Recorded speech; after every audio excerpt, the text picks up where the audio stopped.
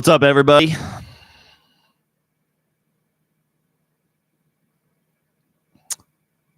Hopefully it was a successful weekend for you all.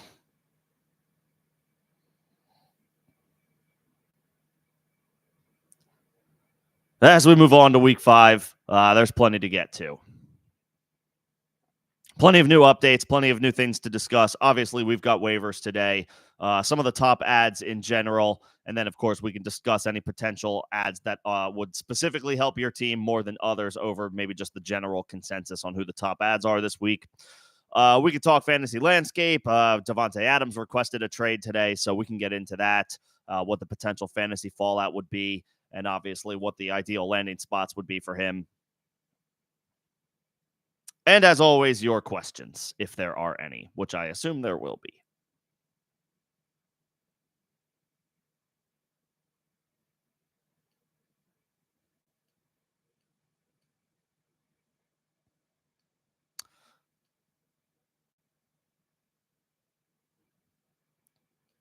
Plenty to talk shop on. What's going on, Derek? Good to see you. We'll start with waivers.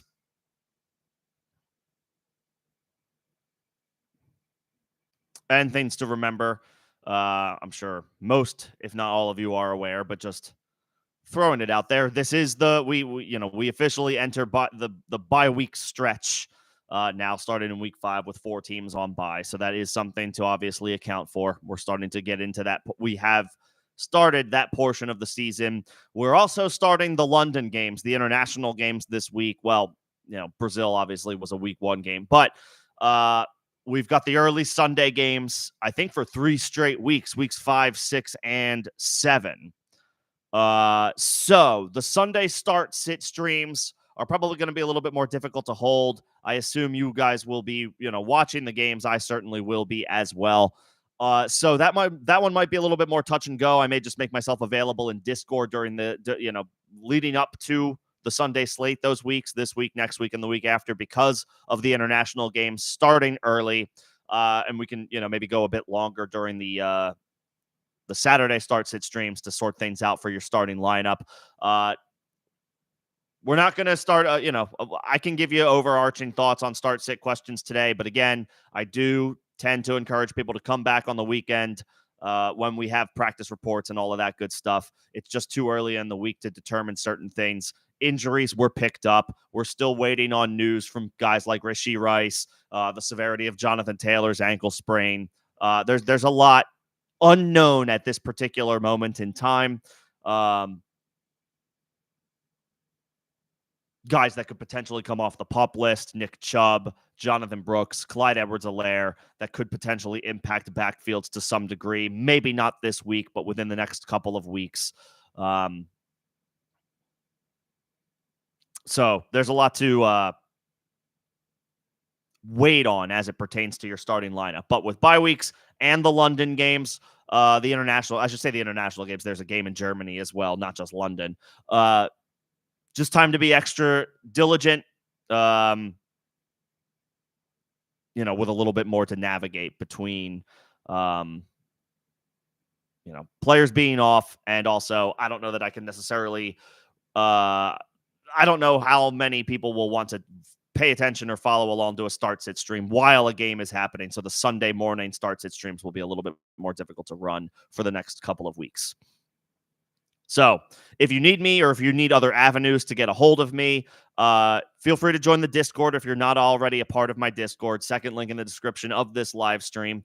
It is a free evergreen invite. I will try to get to you guys as I can. Members, of course, will get prioritized in there. Again, being paying customers of the channel, got to make sure that they have help. But if you're not a member, that's okay. I am available here and there, and you can always, of course, crowdsource thoughts in that in the Discord. So may come in a little bit more handy over the next couple of weeks, again, with the beginning of the international games. They're happening during the early window Sunday mornings when we typically stream. So just something to keep in mind. What's going on, Greg?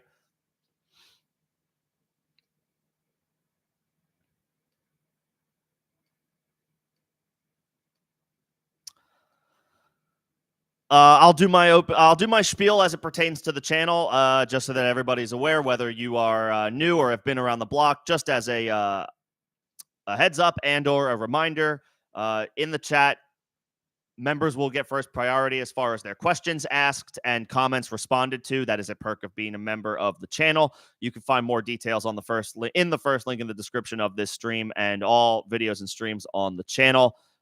Supers, if you're feeling so inclined, would also be a line jumper. You don't have to, but if you're feeling generous enough, that would be a line jumper as well. And then I will get to everybody else. So I just ask for your patience as I move through those questions. Let's start with the top waiver wire options for this week. There are several between bye weeks and injuries. There's going to be, I would imagine, a lot of activity on the waiver wire this week.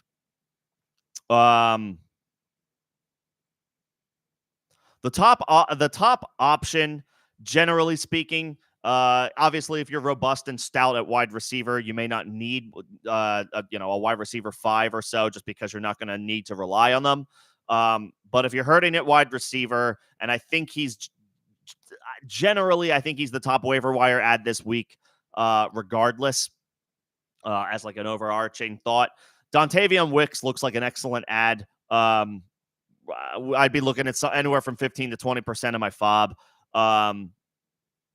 Obviously, Jaden Reed, I think, coming into the season, there was a thought process as it pertained to the Packers offense that they didn't really have a wide receiver 1, and it was going to kind of be like a little bit of musical chairs as far as who would be the most successful wide receiver on a week-to-week basis. I think Jaden Reed has put that conversation to bed. He is the team's wide receiver 1, and stock is way up on him just in general. The Christian Watson injury opens the door for Dontavian Wicks. Romeo Doubs in the mix. He'll have his weeks as well. Again, all of these guys are talented, and they will come through here and there. But I do think it's fair to declare Jaden Reed is this team's wide receiver 1. And with the Watson injury, this is now enough of a trend where, I'm still rooting for Watson, and I have hope and faith in him because I believe in the talent. That's he has blazing speed, but with the injuries that he has compiled over the past season and a half, he's difficult to trust right now, just in general, even when he comes back. Wicks is particularly interesting as a result, as the fallout from that. 13 targets. Obviously, the Packers were playing catch up pretty much the entire game. So on one hand, that's not going to be the game script for the Green Bay Packers every single week. However, Jordan Love is back, and the other side of that coin is that the ceiling for this offense is back along with Jordan Love. So, not only do guys like Jaden Reed go, hit their ceiling is back. You could argue Josh Jacobs. I would say his best days are still to come. He hasn't scored yet this season. I think that will change in the coming weeks. So if the I feel like Josh Jacobs is actually maybe a decent, I don't know if he's a buy low, but he's operating around the low end RB2, high end RB3 on the season thus far. But his yards per carry are good, and the touchdowns should be on their way now that the Packers ceiling is back. So just throwing it out there, Jacobs buy low, but Dontavian Wicks is the guy who is actually available in this Packers offense, and I believe, given everything I just mentioned, is the top waiver wire ad in a vacuum. Obviously, if you're stout at wide receiver, he's not as helpful. But if you're hurting, maybe you just lost Rashee Rice, maybe you had Christian Watson stashed away on your bench waiting for him to potentially emerge as a viable flex option here and there. That is now Wicks. That is now Dontavian Wicks. 13 targets, 5 catches, 2 touchdowns. That volume's not going to be there every single week, but the Packers' ceiling is back with the return of their starting quarterback. So Wicks is highly viable, very interesting name on the wire this week. If you do play FOB, I would be comfortable spending 15 to 20% of it. If you're a little bit more desperate for wide receiver, maybe go up to 25% of your remaining FOB for Dontavian Wicks. And, he's on the flex radar in the coming weeks. I believe they have the Rams this week, the Packers. They do. So that's an excellent spot.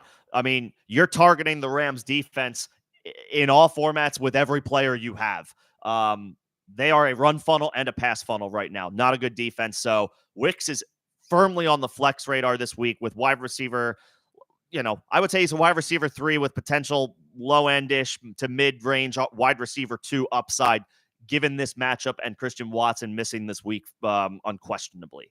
So he's I would say he is, if you are needing wide receivers, I would call Wicks my top waiver wire ad this week. If you need a running back, then obviously maybe don't splurge on Dontavian Wicks, but he's my top ad. Given the availability of opportunities with Watson on the shelf, and the ceiling of the Packers offense is firmly back where it needs to be with Jordan Love under center. The Packers are also now officially playing in a little bit of a catch-up situation. They are looking up at the Vikings in the division. So, on a game-per-game basis, you can expect their offense to be aggressive.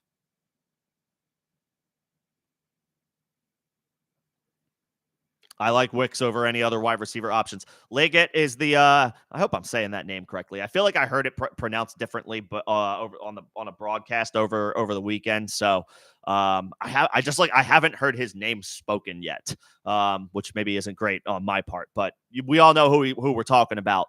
Big-bodied rookie for the Carolina Panthers.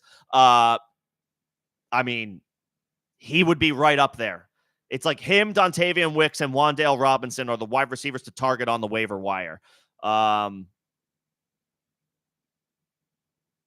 would put Wicks first.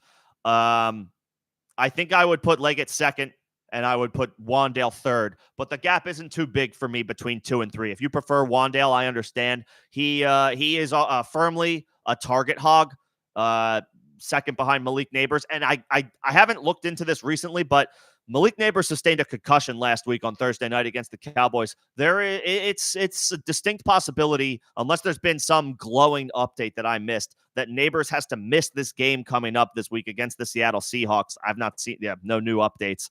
That firmly puts Wan'Dale in the crosshairs as Giants wide receiver 1, week 5 on the road in Seattle. I don't particularly love that spot. He can certainly come through with some volume, but I feel like that's a tough spot for Wan'Dale to have to operate as a de facto wide receiver 1 without Nabers. While I do think he retains excellent wide receiver 3 value for the foreseeable future, he could struggle in this matchup given the circumstances, even with increased opportunities. So that's why I have Wicks ahead of him, not just for this week, but for the long haul. And I like the Panthers rookie as well, with Adam Thielen on the shelf for the next 4 weeks. Whereas with Wan'Dale, Nabers is probably looking at worst at a 1-game absence. That being said, Wan'Dale is still a firm top 3 waiver wire ad this week. If you miss out on if you miss out on Wicks, if you miss out on Leggett, Wan'Dale is a perfectly fine fallback option. He has wide receiver 3 appeal, depending on the matchup and the situation. I'm not 100% sure about his situation this week. Seattle could key on him in theory if Malik Nabers is out, which is certainly possible again with the concussion. So that may make things difficult for him. And I just don't love the spot. Daniel Jones on the road against Seattle. Fair to say that they have a pretty good reputation as a home crowd. And their defense got lit up last night against the Lions on Monday Night Football. I wouldn't be surprised if they had a nice bounce back at home against the Giants. And by the way, I think that Seahawks defense is a solid stream this week if anybody dropped them in your league and you're between defenses. So I feel like I just bounced all over the place a little bit right there. But essentially, top wide receivers on the waiver wire in order: Wicks, Leggett, Wan'Dale Robinson. The top running backs, it's possible that Kareem Hunt is already scooped, because when Pacheco went down, Kareem Hunt, maybe your league settings are a little bit different, but he was a free agent. Therefore, in some formats, in some leagues, Kareem Hunt was not on waivers when Pacheco went down because he wasn't on a team.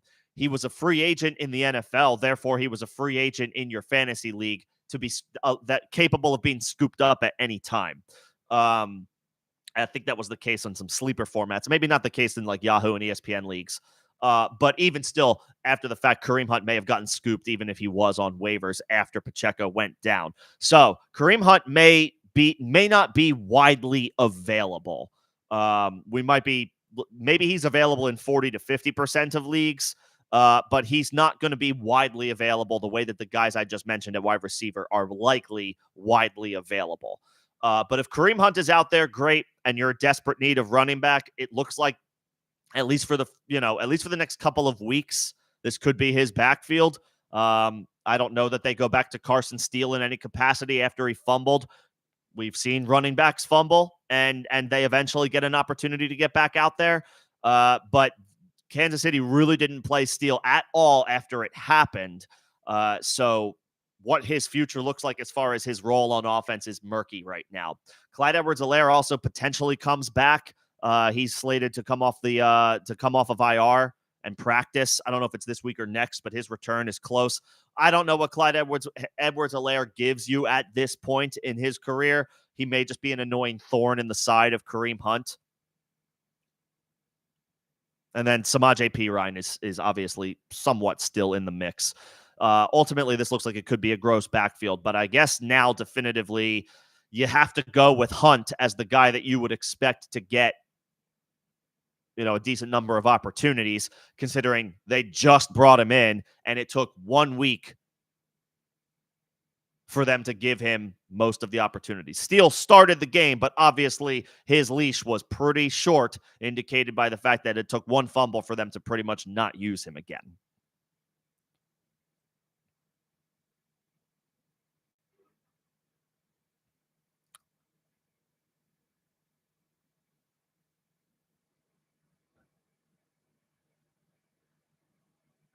And I see some folks come. I see your questions. What's going on, David? I missed you as well. So shout out to my members, Derek, Greg, David. Good to see you guys. We'll get to your questions. Just running through waivers at the moment. Hopefully, by going through waivers at least a little bit as a high overview, I can. There may be an answer to any questions in there, but we'll get to the questions definitively after this. And of course, welcome everybody else. Appreciate you guys coming in and hanging out.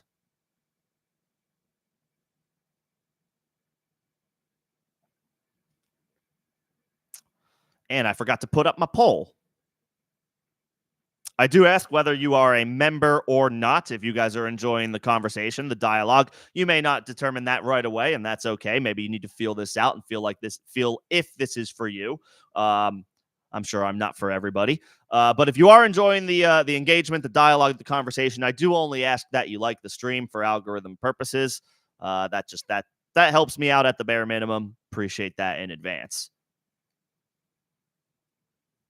To that point, I have a poll and I have a question to ask you guys. Some of you probably already know what's coming.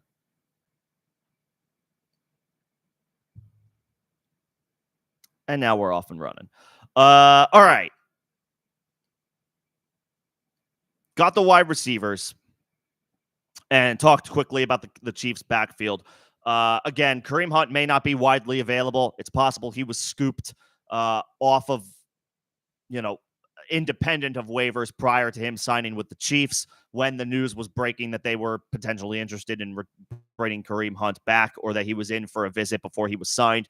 He may have not been eligible for waivers in certain leagues, so he might have been scooped at that point for free.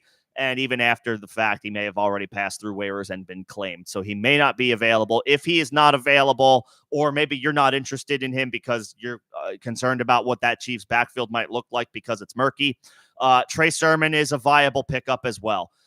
Jonathan Taylor suffered a high ankle sprain. It's reportedly a mild high ankle sprain, whatever that means. I've never heard of a mild high ankle sprain before. Generally, when you hear whenever you hear the high ankle sprain diagnosis, the default thought process there is a 4 to 6 week absence. It later came out that Taylor was dealing with a quote unquote mild high ankle sprain. So how severe it is now actually kind of in flux.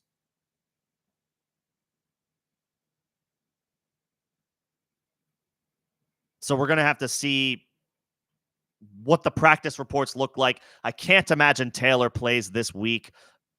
They're suggesting he's not an IR candidate, which is great. But when you have to rule that out, you're still probably going to miss a week or two. So Trey Sermon is viable as a guy to potentially get a lot of work. Tyler Goodson probably mixes in a decent amount.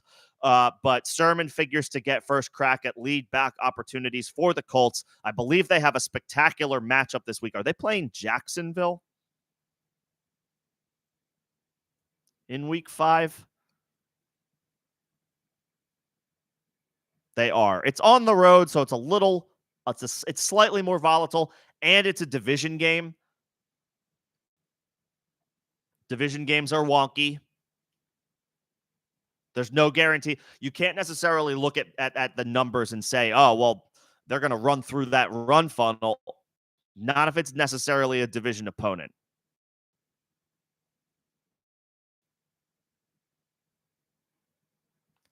So the spot isn't great for Trey Sermon this Sunday. It's fine. It's okay. But because he's the team's RB2 and they have an interesting young guy in Goodson that they could mix in, it's not a guarantee that Sermon automatically fires in a good matchup, that he automatically hits. However, the opportunity is there for him to get 15 touches, perhaps 15 carries, could be a target or two, probably not more than that. But the opportunity for 15 to 17 touches in Taylor's absence does exist. Of course, the Colts quarterback situation is also something to monitor here, and what that could potentially mean for guys like Sermon. Nevertheless, if you're hurting at running back, you could put 10 to 12% of your FOB on Trey Sermon. I wouldn't really go that much higher than that. Maybe a little bit higher if you are the Jonathan Taylor owner, because it behooves you in your redraft leagues to handcuff your top running backs anyway. So if you are the person with Jonathan Taylor, you might want to spend 15 to 20%, maybe on the higher end, closer to 20% FOB on Trey Sermon. Not necessarily because you're relying on him for these next 2 weeks, but because you need to make sure that you ensure your Jonathan Taylor investment, essentially. So Sermon's a little bit more valuable for you in that situation. Don't know if you can necessarily rely on him. Again, Taylor, it sounds like we can expect him back on the earlier timeline than the latter timeline. I've just never, high ankle sprains are dicey. They are painful. They take a long time. You can and often do miss up to a month. They call it high ankle sprains, and then they call it like a low ankle sprain. I've never heard of a mild high ankle sprain. It's either been one or the other. It's either been high or low. Low is less severe. High is more severe. So a mild high ankle sprain, I'm still treading with some caution here as it pertains to Jonathan Taylor. So if you especially have Taylor, I would shell out 20% of your FOB to just secure Trey Sermon if he's not already on your bench. I don't know that he's going to necessarily work out, and it could be a full-blown committee if Taylor has to miss a game or two, which I would think is likely at this point. But it's worth it to have that option as a backup at worst, hopefully, just in case.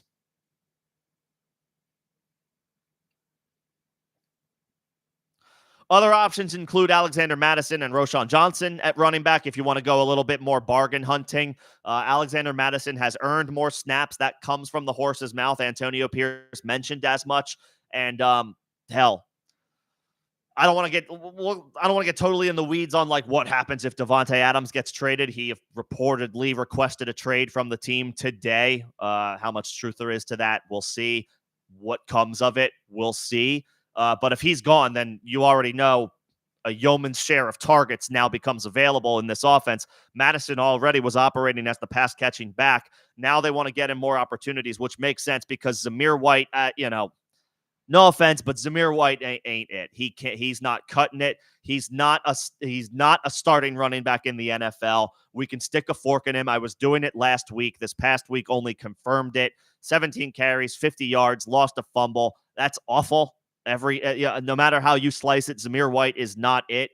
Alexander Mattison, it feels like he's going to sleepwalk his way into like the RB25 finish on the season, and he's currently free. So you could probably get him for five fob bucks on waivers if you're looking to bargain hunt a little bit at the running back position. Roshan Johnson is also viable. DeAndre Swift popped off after everybody was prepared to write him off. He did what he does best, and he went nuts. But Roshan Johnson got a goal line carry and converted it for a score. So there's value there. If you're desperate for running backs, you're just looking for a goal line guy who can fall into the end zone. Roshan is that for the Bears in a way that DeAndre Swift and Khalil Herbert are not. Again, you could probably spend $4 or $5 to get him, unless there's multiple RB needy teams in your league, which I guess there could be. Then maybe up at, I don't know, $7, $8, depending on who you might be up against as far as waiver wire competition.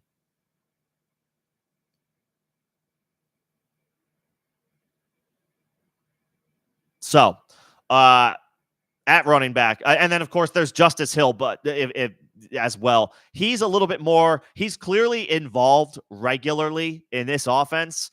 I think Justice Hill is making the pure pass catchers like he's really cutting into their workload. Like Mark Andrews and Zay Flowers, the week-to-week volatile. Well, Mark Andrews, there's red flags all over the damn place, but Zay Flowers, he's going to give you his weeks where he does well. He's going to give you his weeks where he is outside the top 50 wide receivers in fantasy scoring. I think Justice Hill has a direct effect on their production. Almost, it's almost as if him and Derrick Henry can coexist and both have success. Obviously, Hill being the more volatile one week to week. So he's a little bit more difficult to trust with Derrick Henry firmly doing Derrick Henry things. Still got it. Derrick Henry's a baller. But Justice Hill is viable as well. That may keep his price down if he's available on waivers, is the fact that Derrick Henry exists in a huge way still at this point in his career, still playing at a high level. So Kareem Hunt, if he's available, 10% of your fob.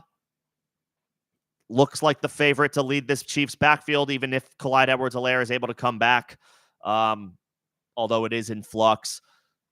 Trey Sermon gives you a little bit of a short-term boost, potentially. He would be next man up. And then it's dealer's choice. Madison shouldn't cost that much on waivers. Roshan Johnson shouldn't cost that much on waivers. Justice Hill shouldn't cost that much on waivers. If you're looking to bargain shop at the running back position, I'm perfectly fine with any one of those guys. They all have their favorable arguments.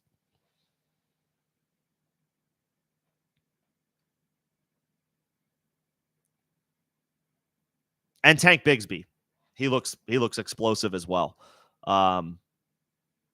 Travis Etienne is doing fine. He's not a star. He's not totally killing you through the first month of the season. He's just kind of barely scraping by. But 10 plus fantasy points from a running back is 10 plus fantasy points.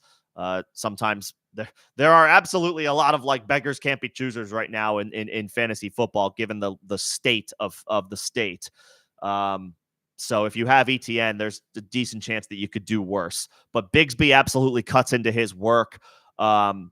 Things seem to be going south for the Jacksonville Jaguars in a hurry. Doug Peterson's days could be numbered. Trent Baalke's numbers are likely numbered. And, if things fall apart, whoever is left over is going to get a look at their young guys as much as they possibly can.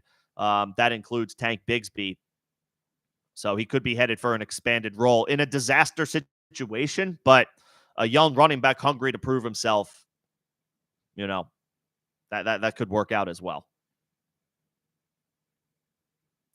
So those are the running back options. If you are between some running back options, I can absolutely address your situation specifically as I get into questions, but I would tentatively rank them. Kareem Hunt for this week. Kareem Hunt, Trey Sermon, Roshan. Actually, I would put Roshan over Trey Sermon because Roshan plays the Carolina Panthers, and even if he only gets 2 carries for a yard and gets, a touchdown, then you could do worse as like a low-end flex play in a desperate situation. Hopefully, it's obviously a little bit more than that, but I'm just giving you like the bare bones of what would be acceptable. He could do better than that, especially in a matchup against Carolina. Hunt first, Roshan second. Then I would go Trey Sermon, and then probably Justice Hill, and then Tanks Bigsby. Actually, I would put Bigsby for this week ahead of Justice Hill because they're going against the Colts, and the Colts are currently a run funnel, even though they did better against the Pittsburgh Steelers. They did better. And then at quarterback, I mean, it's Justin Fields and Sam Darnold, and I would probably put it in that order because as great as Sam Darnold looks, we're playing fantasy, not real life NFL, and Justin Fields is reminding us that he can give you difference-making numbers on the ground as a runner. So I would put Fields first, Darnold second, even though the Vikings are on fire and look like they could just be for real in general in the NFL, which obviously helps keep Darnold viable. They are going up they're going up against the Jets. Slightly tougher matchup on defense anyway. And it's the London game. So London games can be fluky. London games can absolutely be fluky. I believe they are the home team in this game, quote unquote. The Jets are also allowing the second fewest passing yards per game. Their opponents this year are Brock Purdy. Who'd they play week 2? Week 3 they played Jacoby Brissett. Week 4 they played Bo Nix. So their numbers are a little bit inflated from those matchups. Who did the Jets play week 2? They played the Tennessee Titans. So they played Will Levis. So the Jets passing numbers look good on paper right now, but I don't know how believable that is because they played Purdy, who's been okay, not great, and then 3 not good quarterbacks. Bo Nix is a rookie, so maybe I won't put that on him too badly. But Will Levis is a turnover machine, and Jacoby Brissett is a placeholder quarterback in a horrendous offense. So I mean, Darnold could easily light this team up. It's a revenge game for him. But I would slightly lean Fields. They're playing the Cowboys this week, right? Talk about a run funnel. Like, we know that I have questions about how good the Jets' passing offense is or the passing defense is. It could be solid. They could just have some decent numbers on the backs of some easy matchups. We know that the Dallas Cowboys are a run funnel right now, and that's right up Justin Fields' alley. So I would say Fields is your first priority at quarterback on waivers this week. Darnold would be second. Both are off to great starts. Darnold obviously doesn't give you the rushing production, but he's got Justin Jefferson to throw the ball to and Kevin O'Connell to lean on for play calling. That is a recipe for success. And then, of course, Fields is in a beautiful matchup and he looks good right now. That's just it. Justin Fields looks good right now. So those would be the top 2 quarterbacks for waivers this week. Geno Smith is there as well. He's got a perfectly good matchup against the New York Giants this week. I just don't know how much he's going to need to be doing in that game, especially if the Giants are without Malik Neighbors. Seattle could win that game like 20-6 and just not have to do a whole lot. They could just run, and do enough to win the game. Geno doesn't need to do a whole lot for the Seahawks to handle their business at home against a Giants team that could be without Malik Neighbors. Geno would be a distant third for me as a quarterback option for this week. If you need a quarterback.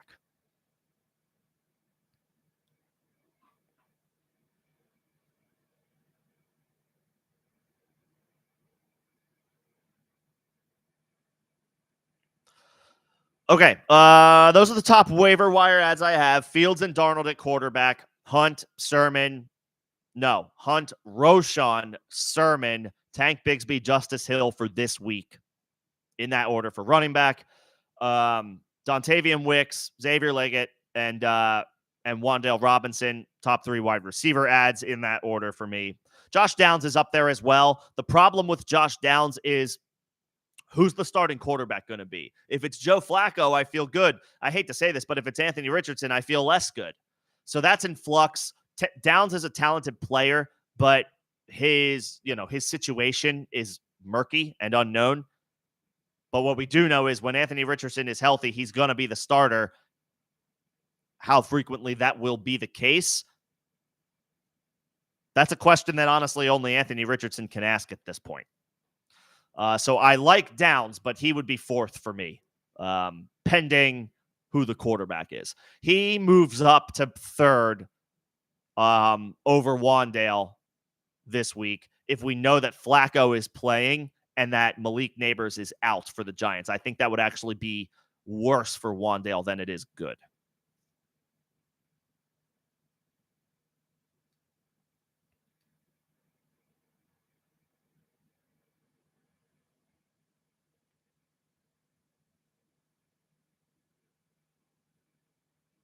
And then, of course, at tight end,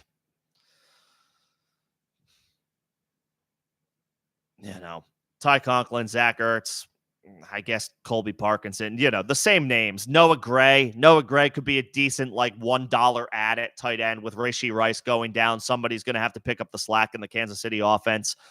Travis Kelce came back to life, but Noah Gray totaled 40 yards week 4 against the Chargers. So if you are absolutely desperate and bargain hunting at tight end, Noah Gray might not be the worst ad now that Kansas City is without Rashee Rice.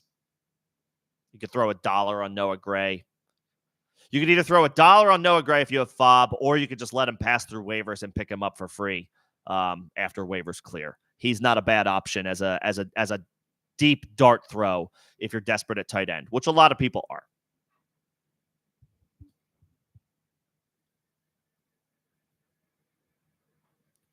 All right, I think that covers waivers, just as another general overview, so I can get to questions now. Again, appreciate y'all's patience. I will get to my members first. Again, that is a perk of being a member of the channel. You will get your questions answered and comments responded to in a priority order. If you're feeling generous or so inclined, you can send a super as well. That would also be a line jumper, but you don't have to. If you don't, that's totally fine. Or if you're not a member, that's totally fine. I just ask for some patience as I work through those questions first, but then I will get to everybody else. We'll start with Derek. You have both Lions running backs. Yeah, so the bye week teams this week are the Lions, the Eagles, the Titans, and the Chargers. Those are the 4 teams on bye this week. So of these names, Derek, if you caught my spiel about the running backs, I think my top guy this week would be Roschon Johnson because of the matchup. Carolina is still a run funnel. Roschon showed signs of, he will be the goal line back, I guess, for this offense because he got the carry and he turned it into a touchdown. He has 15 attempts the past 2 weeks combined, 8 week 3, 7 week 4. Obviously not anything to write home about. You're hoping for a little bit more out of Roschon, but he found the end zone. He also caught 4 balls in week 3. So he's got a little bit of versatility, Roschon does. He can be the goal line back, but he can also catch the football. It just maybe depends on what the team needs from him. This week, I would expect they're going to want to hammer the rock if they can against a very beatable Carolina Panthers run defense. They're still giving up a ton of yards on the ground. The Bengals running backs accounted for 3 of their scores, so they're also finding the end zone. In addition to putting up big yardage numbers, running backs are finding the end zone against the Carolina Panthers. Zach Moss had 1, Chase Brown had 2. So perfectly acceptable to expect Roschon to get a score this week. I would go Roschon. If you only need one, I would go Roschon, and then I would go Sermon third. I would go Sermon third, Bigsby fourth, Hill fifth in that order. I like Justice Hill, man. I like him a lot. It's just he's tough. It's like, am I really about to fire up Justice Hill with a healthy Derrick Henry? And the Ravens get the Bengals this week. Where is that game? Is that a home game for Cincinnati? I think it is. It would make sense. The Bengals were on the road this past week, and the Ravens were at home.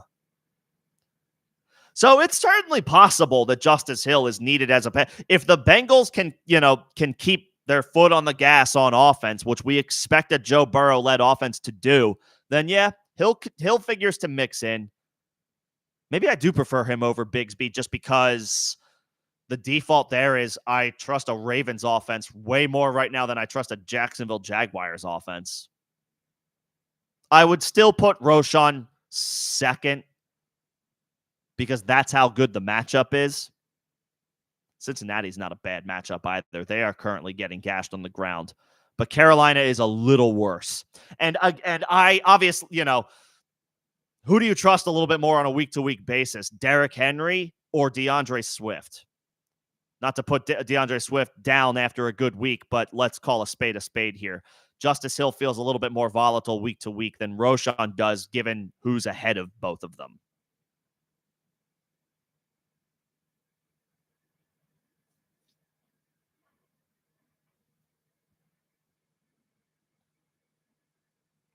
So those are my thoughts. Roschon, Sermon, Hill, Bigsby. I'll flip-flop Hill and Bigsby. Greg, congrats on getting off the schneid. Sometimes that's all it takes. Sometimes all it takes is your team getting healthy. If you're off to a bad start, but you have guys coming back, there's still life. Is Jordan Love a set and forget? I mean, we obviously want to pay attention to matchups, but I think so. I think Love still has league-winning upside at the quarterback position. Even with Christian Watson out, he didn't play pretty much the entire game, and I know that the Packers were playing catch-up against Minnesota, but Love is excellent. He's really good. 389 passing yards, 4 touchdowns. The interceptions will come down. The Vikings are a really good defense. He's not going to face a defense at that caliber for a few weeks. He gets the Rams, the Cardinals, the Texans, and the Jaguars over the next month before what could be a tough matchup at home against the Lions. But you can throw on the Lions. You can't run on the Lions, but you can throw on the Lions. So honestly, yeah, I can't imagine a better option in one quarterback leagues that you probably have. Like if you have a Justin Fields, which I think you might, like, yes, that poses an intriguing question each week, especially when in run funnel matchups like what Fields has this week against the Dallas Cowboys. But I think Love has the consistency and the tools plus the weapons to come through.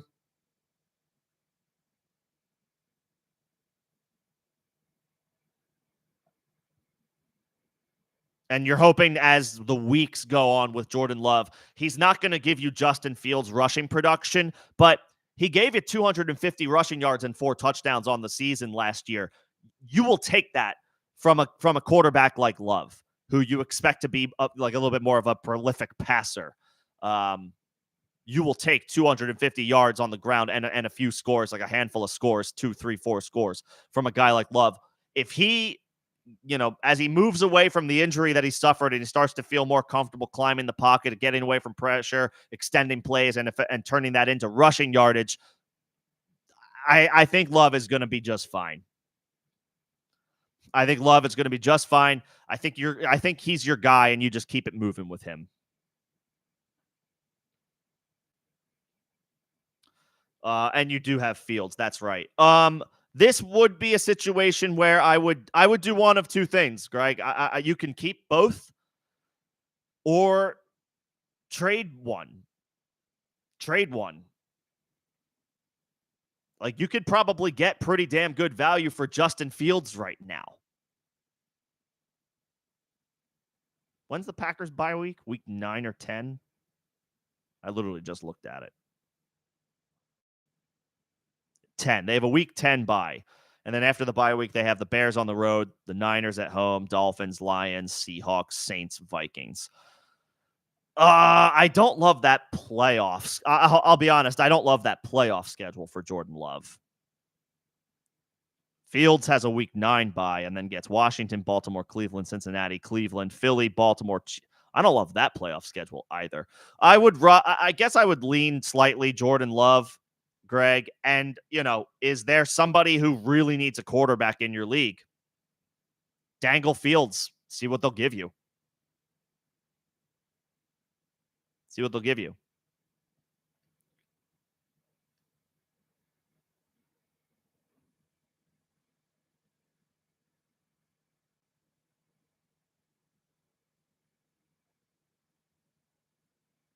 Yeah, that's what I would do.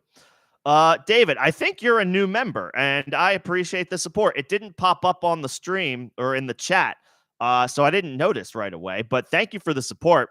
Welcome aboard. Um, Very kind of you to support the channel. Appreciate that. Glad you think enough to do so. And yeah, welcome in. Welcome in. You get the priority answers now. So you're thinking of making some trades. You've got good options at quarterback. You've got good options at running back. Honestly, you've good options at wide receiver as well. I think you maybe had this question, or is it? It's possible. This might be a revisit from last week. I feel like I remember this question, or maybe I think so. I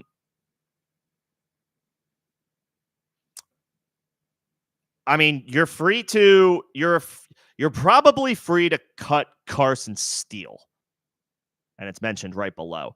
And apologies to Greg and Derek. I didn't do it with your questions, but I will moving forward. I will pin the question that I am currently referring to so that you guys know what the topic is. And I always encourage, if anybody has any thoughts, feel free to chime in. We want to have we want to keep it can be an open forum here as well. I always encourage people, don't be shy to provide your thoughts. Let's make each other better, right? Let's make each other better, or at least try.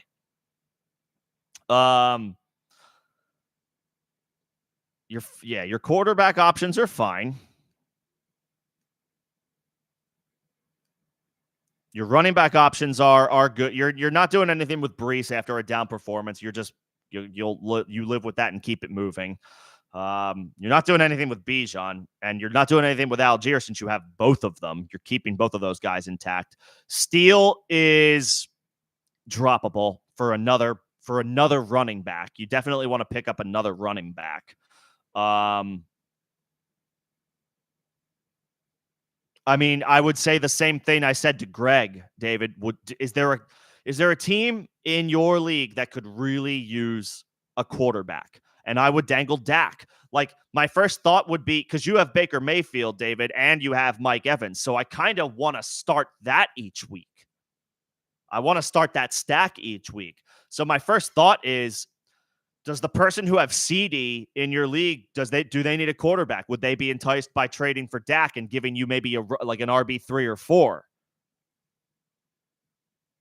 You could ask for a wide receiver as well if you prefer to have a wide receiver. But I would honestly, you have the top, like 2 of the top 3 or 4 names at running back right now. Or, obviously Brees's stock is a little down after a bad week. But you have some elite players at running back. But after that, I mean, I'm not sure if there's anybody else on your bench. I guess there might be. But I would dangle Dak and see if you can get an RB3 or 4. Does the person in your league who has CD, do they need a quarterback? They might be enticed by the stack. If not, is somebody, just go look at everybody else's in your league. Go look at their quarterback situation. Identify if there's a team where it's like, yeah, that guy's starting, Kirk Cousins or some underperforming guy, or Aaron Rodgers, or, somebody who just doesn't instill a ton of confidence right now in one quarterback leagues. Trevor Lawrence, like if you're starting anyone, if you punt at Caleb Williams, if you punted at quarterback and you're starting any one of these dudes, somebody needs a quarterback. So I would dangle Dak and just keep it moving with Baker Mayfield. And I would see if you can get some running back help, and maybe not necessarily some wide receiver help. Olave, Evans, Higgins, and then you got the Bears wide receivers. So if either one of those is able to turn it on a little bit and work out for the second half of the season, plus you have Xavier Worthy, who now steps into a significant role with Rashee Rice out. I don't think we've gotten any word about Rashee Rice's definitive status yet.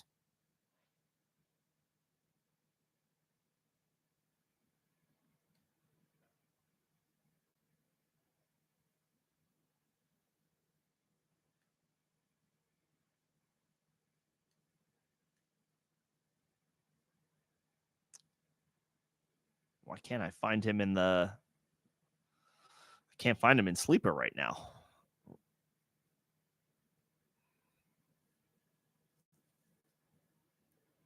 Yeah, it's still very much like we don't, did he tear his ACL or is it a hyperextension? We don't know yet. Either way, he's already been ruled out for week 5. So I mean, you have the pieces at wide receiver. I don't think you need to worry too much about upgrading. I mean, I see your question, or I see your guys that you're interested in. You're First of all, don't be interested in Patrick Mahomes. Be completely out on Patrick Mahomes. We don't want him. We do not want Patrick Mahomes. He's not finished as anything better than a middling QB2 in any game this season, and he just lost Rashee Rice. Stay far away from Patrick Mahomes. Stay far, far away on Patrick Mahomes. I mean, Brown, London, these are all top flight names. You're going to have to offer top flight dollar to get them. And if you're trying to acquire a right wide receiver, I don't know that you necessarily want to give one up. You could try to sell Worthy on the hype to try to get somebody like a Devontae Smith or a Terry McLaurin. I don't think that the folks in your league are going to go for that, but I suppose you could try. You could try to sell high on Xavier Worthy and, his opportunities through the roof now with Rashee Rice out. You could try that. You're not going to get anything for Allen or Adunze, and I don't think you want to trade Olave, Evans, or Higgins. I certainly don't.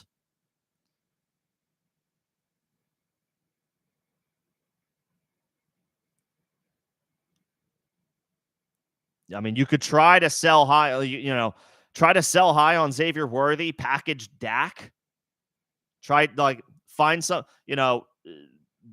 Dak and Xavier Worthy as a combo for a quarterback needy team who has, if there's a team in your league who needs a quarterback, maybe they're interested in Dak. Maybe they're willing to buy high on Xavier Worthy, whoever like a wide receiver 2 for them might be.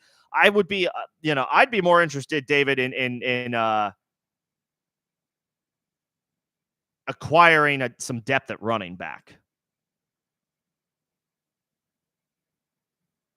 I would be a little bit more interested in acquiring some running back depth. That's what I'm more interested in.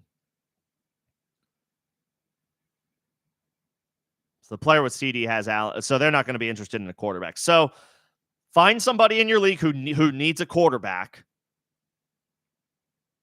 and maybe they're hurting at wide receiver too. Is there somebody out there who could use a quarterback, and they have AJ Brown and Puka Nacua or some combination of those two? Maybe they have Cooper Kupp. They've lost some names. Maybe they have maybe they have one of the Dolphins wide receivers whose ceiling is in the toilet. Find somebody who's hurting at both quarterback and wide receiver, and offer Dak and Worthy, and see if you can pluck away their RB3.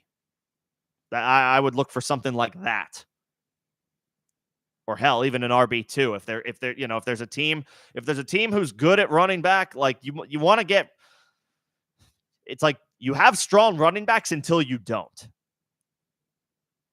Right?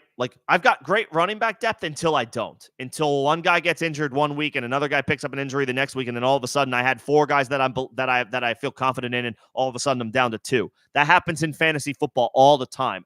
Generally at a faster rate than wide receivers get injured. Not all the time, but generally. I think you're fine at wide receiver, David. Olave, solid. Evans, he had 2 touchdowns on the week. He had at least 1. He might have had 2. Higgins should be fine. Higgins should continue to be fine as he continues to ramp up. I would look at maybe try to package Dak and Xavier Worthy and see what type of running back you can get.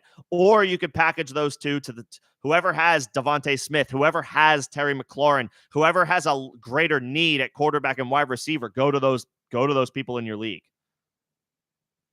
Go to those teams in your league. It's all about and I try to share, overarching thoughts if I can that pertain to anybody. If you're looking to accomplish a trade, if you're looking to get a trade done, ask yourself, don't necessarily focus on one specific name.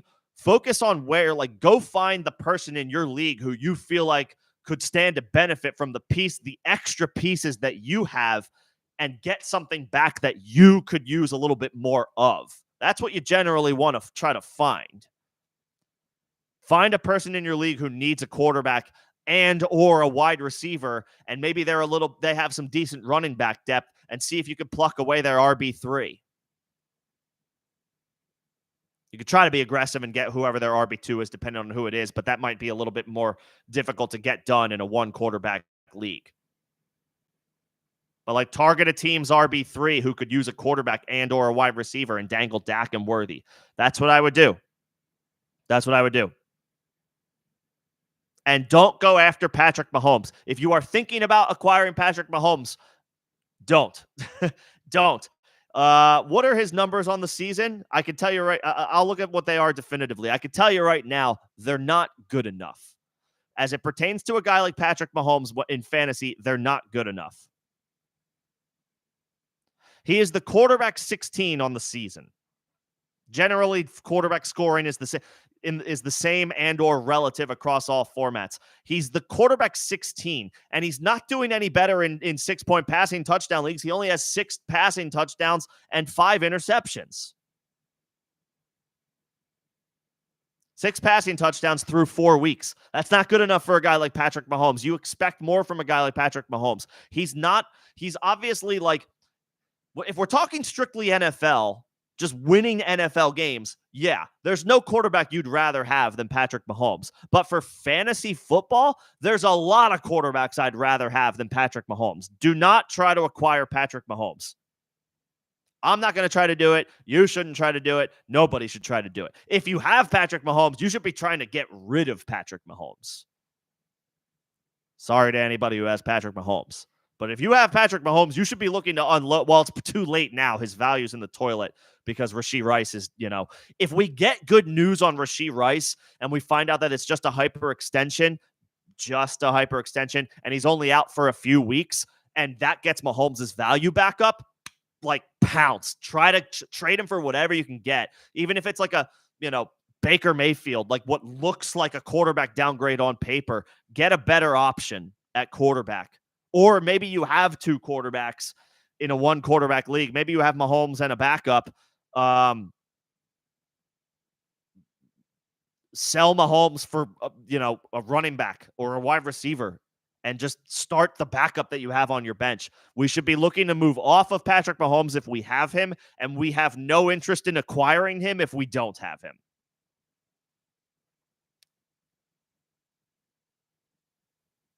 That is for everybody.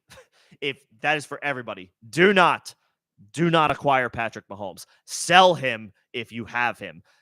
But you're going to have to you're going to have to hope for good news on Rashee Rice. If we don't get it, if the confirmation is Rashee Rice has a torn ACL and is out for the season, you're probably sunk with Patrick Mahomes as your quarterback because nobody's going to give you anything good.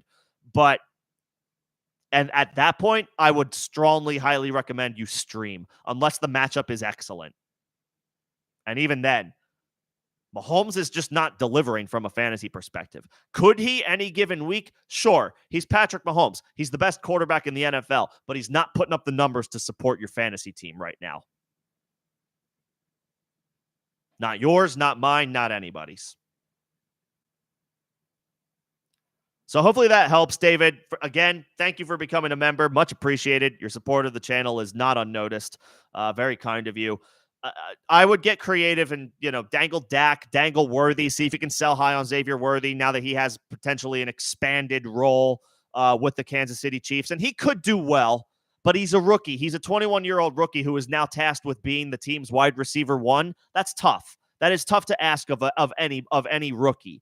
And while, Travis Kelce probably goes back to being the top pass-catching option, Worthy will be streaky, I would expect, in all likelihood. I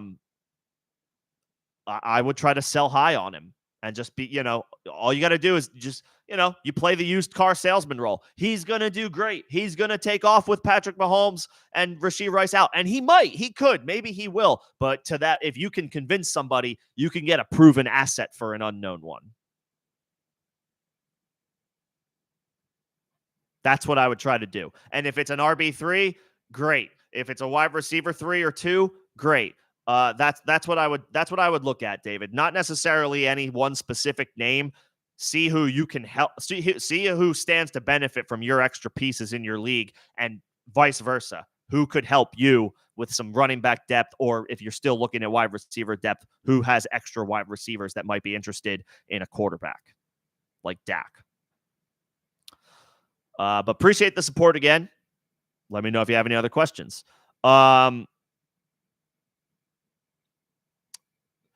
Greg, if Algier is available, then that's the guy. That is the top waiver claim. If Tyler Algier is available and you play in a 10-team or 12-team league, I would spend 30% of my FOB to get him right now, maybe 35, even if I didn't have Bijan. He is too involved, and he's good, and the Falcons run the ball well. Bijan's awesome. Bijan is the man. Let me make sure I pin this message. I got to keep the pins moving. Bijan is awesome. He's a top running back in the NFL, but Tyler Algier is not going anywhere. He's getting involved, staying involved, and producing in a good offense that runs the ball well.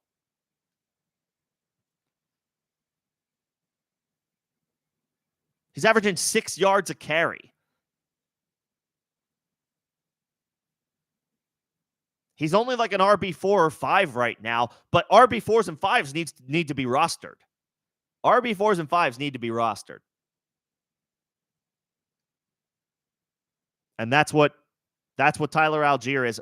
I like Brown. I like Hunt. Algier is more valuable than both of them. Especially if you have Bijan. If you have Bijan, I would spend 40% of my FOB. Seriously. Like, maybe don't completely empty the clip, but get him on your team. I would say 30% minimum I would spend on Algier. And if Bijan is the man all year, great. Awesome. Whatever. You're still protecting yourself.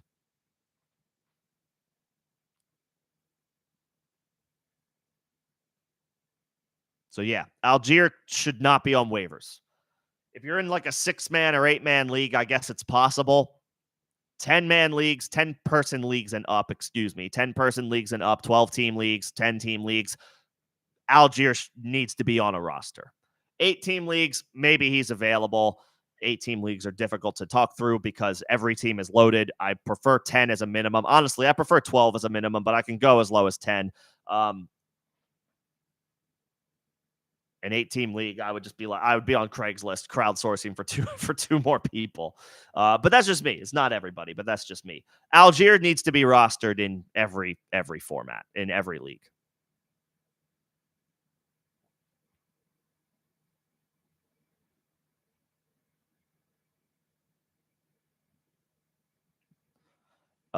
Derek, happy to have answered the question. You have Gibson. That's fine.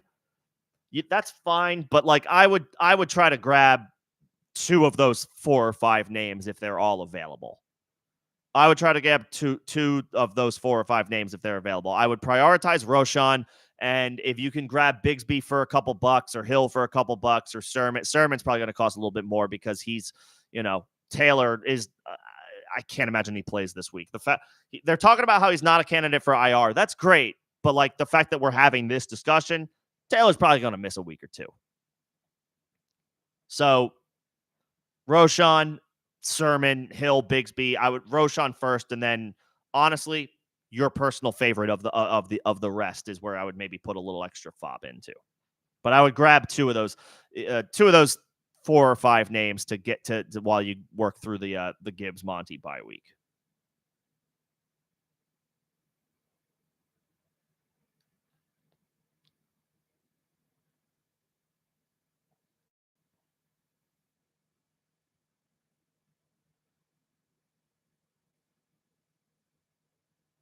Oh, sorry, Greg. I did miss your question. Yeah, I guess I was. Yeah, hopefully I answered it by talking about my wide receiver spiel. Yes, I like Wicks as my top wide receiver this week off of waivers.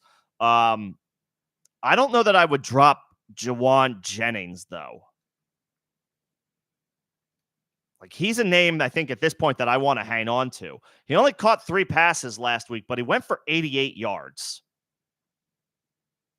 Average like 29 yards per catch. As a part-time player, playing 60% of the snaps. Debo has a little bit of an injury history, and George Kittle has a little bit of an injury history that we cannot ignore. I don't think I would drop Jennings. You can absolutely drop Cam Akers. Cam Akers, I think we got to put him in the graveyard. I think it's over for Cam Akers. Couldn't get anything going against the Jacksonville Jaguars, that have a pretty porous defense. Lost a ton of work to Daria Gumbawale. Joe Mixon is coming back, getting healthy. Looks like he could be back this week. I think the injuries have taken their toll. I think it's curtains on Cam Akers. I think it's curtains on Cam Akers. You can officially drop him, and I don't think there's any need to look back. Same goes for anybody. If you picked up Akers for this 2-week stretch while Joe Mixon was out, I think you could comfortably drop him. And if Mixon misses time again, Akers will not be a waiver wire priority unless he misses the rest of the season, which, knock on wood, we never root for that. We never hope for that. We always hope that a player gets through a season unscathed.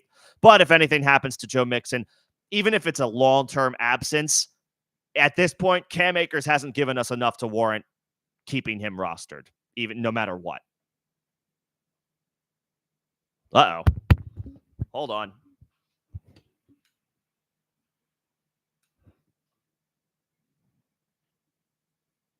What happened to my camera? Shoot. This has been working just fine just now. I think audio is still working. Give me God damn it. Give me a second.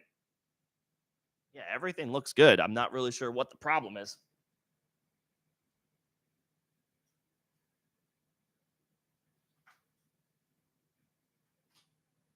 All right, I think I got it. All right, we're back. Sorry about that. Technical difficulties are the most fun. Yeah, Akers can be dropped, Greg. I would pick up Wicks to get rid of Akers, unless you are more RB needy than you are wide receiver needy. Wicks, if you need a wide receiver. Hunt is fine for Akers. Honestly, any name I mentioned today is a fine pickup for Cam Akers. Wicks, Liggett, Wan'Dale, Kareem Hunt, Trey Sermon, Roshan, Tank Bigsby, Justice Hill, Justin Fields. You already have Fields, but you get my point. Anybody can be added for Cam Akers. Anybody.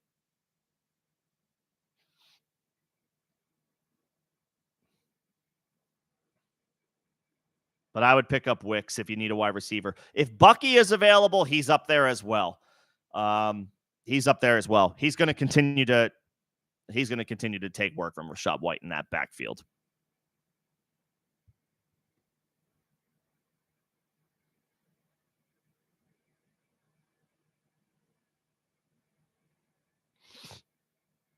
I think those are all of my member questions. Please feel free to check me if I missed anything. I got to make sure that I get to my members first. They are the folks who help keep the lights on around here and help to support the channel. So I do have to get to them first. But I think I got all of them. If any of my members, Greg, David, Derek, if you need any rehash of what of my answers, or if you need any additional thoughts, just let me know. Happy to help if I didn't finish off. If I didn't give you enough, happy to finish off any thoughts or add any additional thoughts to your question. Until then, I will get back to the top of the chat. Appreciate everybody's patience. I can help out with the general AMA now at this point. Should you trade Zay Flowers for Amari Cooper? If you can. Amari Cooper should have had a huge day on Sunday. He had an 82-yard it's well documented at this point. I'm sure all of you have heard about it at this point, or maybe even just watched it happen.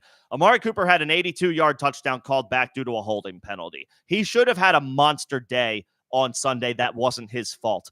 Zay Flowers, I have been out on him since the offseason. I think he's a good player. I just thought he was too expensive in drafts. I didn't like his ADP. It's coming to fruition. His volatility is on full display right now. He's going to have his weeks, but there's also going to be times where he's outside the top 50, the top 60 wide receivers in fantasy this week. If you can acquire Amari Cooper for Zay Flowers, you smash accept. If you are trading away Amari Cooper and acquiring Zay Flowers, the answer is no. I want Amari Cooper. I want to get rid of Zay Flowers to make that happen.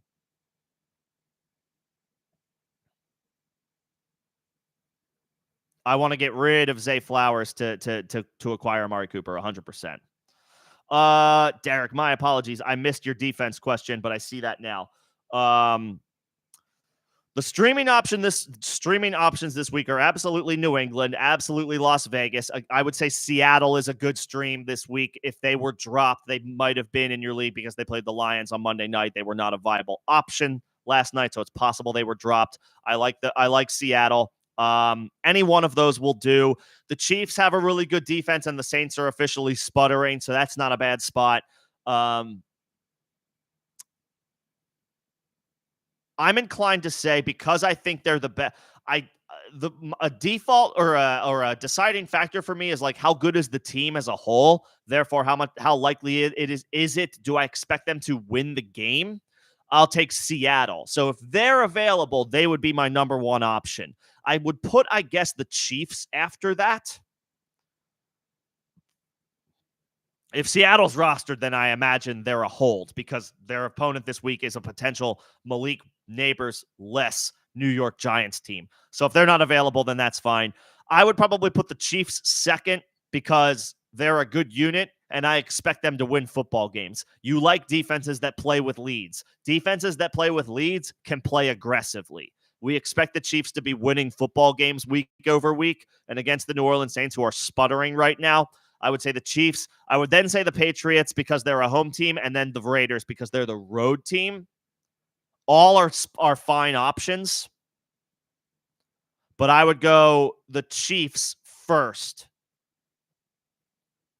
I would go the Chiefs first because the first question I like to ask myself when it comes to defenses, streaming defenses, do I think that team will win the game? And I encourage you guys to have us, obviously, if that doesn't work for you, then that doesn't work for you. But that's what I like to look at. Do I think this team will win the game?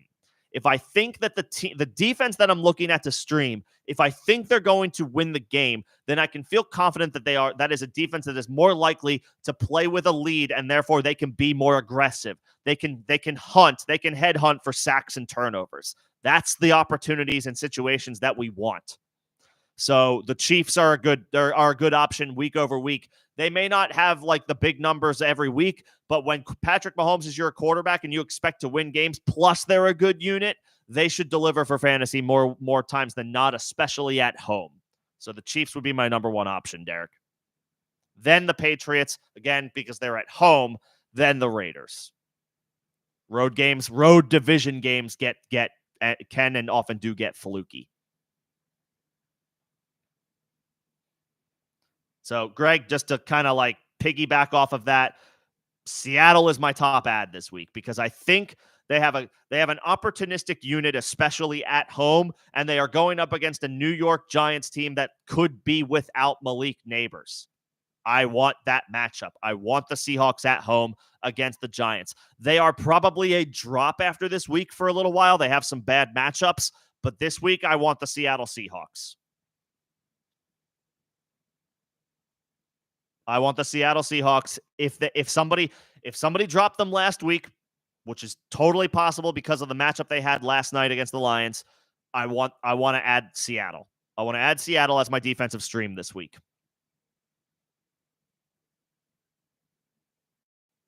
That's who I want. Dallas can be dropped.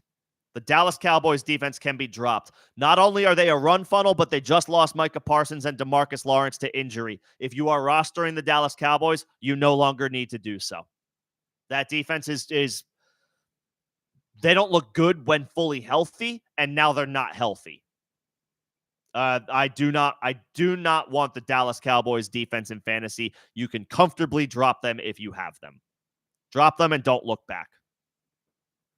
Drop them and don't look back.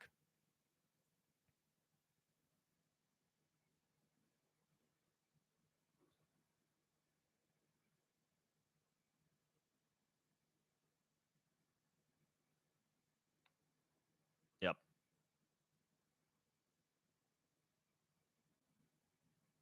So give me Seattle this week. Give me the Chiefs this week as a fallback. Patriots would be a safety net, I suppose, although they could be a trendy pickup just because they're playing the Dolphins. And the Dolphins offense is clearly one that you want to target right now when you're streaming defenses. But I would put Seattle first if they are available.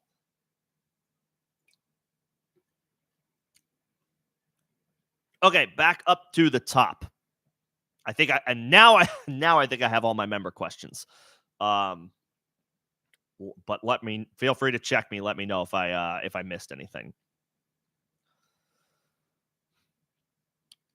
Is Swift back and playable? Who do they have this week? I'm inclined to say I have some pause because of the matchup. Well, they're playing Carolina. Yeah, you can fire up DeAndre Swift for a second straight week if you have him.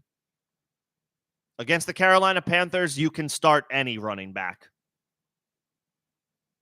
Hell, 14-team, 16-team leagues could take a shot on Khalil Herbert if they're desperate. Like, you can start your running backs against the Carolina Panthers. You can start your running backs against the Carolina Panthers. So yeah, if you have DeAndre Swift, you can fire him up. Honestly, you could probably fire him up week 6, Jacksonville as well. Then it's their bye, and then week 8, Washington, good. Week 9, Arizona, good. Then New England, tougher. Packers, Vikings, Lions. Honestly, DeAndre Swift looks like a decent. DeAndre Swift, now that you mention it, looks like a decent attempt at selling high. You may want to consider selling DeAndre Swift while on this stretch because I do not think that he will keep it up. I think he is a matchup-based solid player, but when the Bears are going up against difficult defenses, I think we've seen enough to determine that they are probably going to struggle. They still have to play the Vikings twice. They have to play New England. They have to play on the road against Detroit. They have to play on the road against San Francisco. They have to play Seattle, which is a tougher matchup. And they get the Packers, which could be, that could be okay. But they're an above average run defense as of right now. Honestly, you may want to look at selling high on DeAndre Swift. You may have to and you may have to do it this week because you could sell somebody on the fact that they're playing the Carolina Panthers. So you may lose a good matchup, but you could theoretically win in the long haul. If you are good at running back and could use a wide receiver, I would try to sell DeAndre Swift. If you want to look for like an RB for RB swap, is there a Bears fan in your league? Is there somebody who just likes DeAndre Swift? Because sometimes people just like players. Sometimes people just like individual players. Is there somebody in your league that is 1, a Bears fan, or 2, they like DeAndre Swift and have since he came out of college? Something like that. DeAndre Swift, I think, is a good sell. Because you can sell high right now and you can get good value for him before he hits a brutal schedule stretch later in the year. He's got some good matchups, some real juicy matchups coming up over the next month. Carolina, Jacksonville, a week 7 bye, and then at Washington, at Arizona. So the next 4 games are looking super enticing for DeAndre Swift. But after that, starting with week 10, he has to play New England, Green Bay, Minnesota, at Detroit, at San Francisco, at Minnesota. That's the first playoff week for most leagues. Home against Detroit, home against Seattle. That schedule sucks. That schedule sucks. And the Bears are not exactly a juggernaut on offense. I would take a potential short-term hit right now on DeAndre Swift for some good matchups, which you can sell in a trade and because his immediate stretch looks good, and try to get top dollar for him. I would be trying to sell high on DeAndre Swift if I have him. Yes, you may be looking at a good performance this week against Carolina. You may be looking at good performances coming up against Jacksonville and Washington and Arizona. And who's the other team that I mentioned? No, that's it. Carolina, Jacksonville, Washington, Arizona. He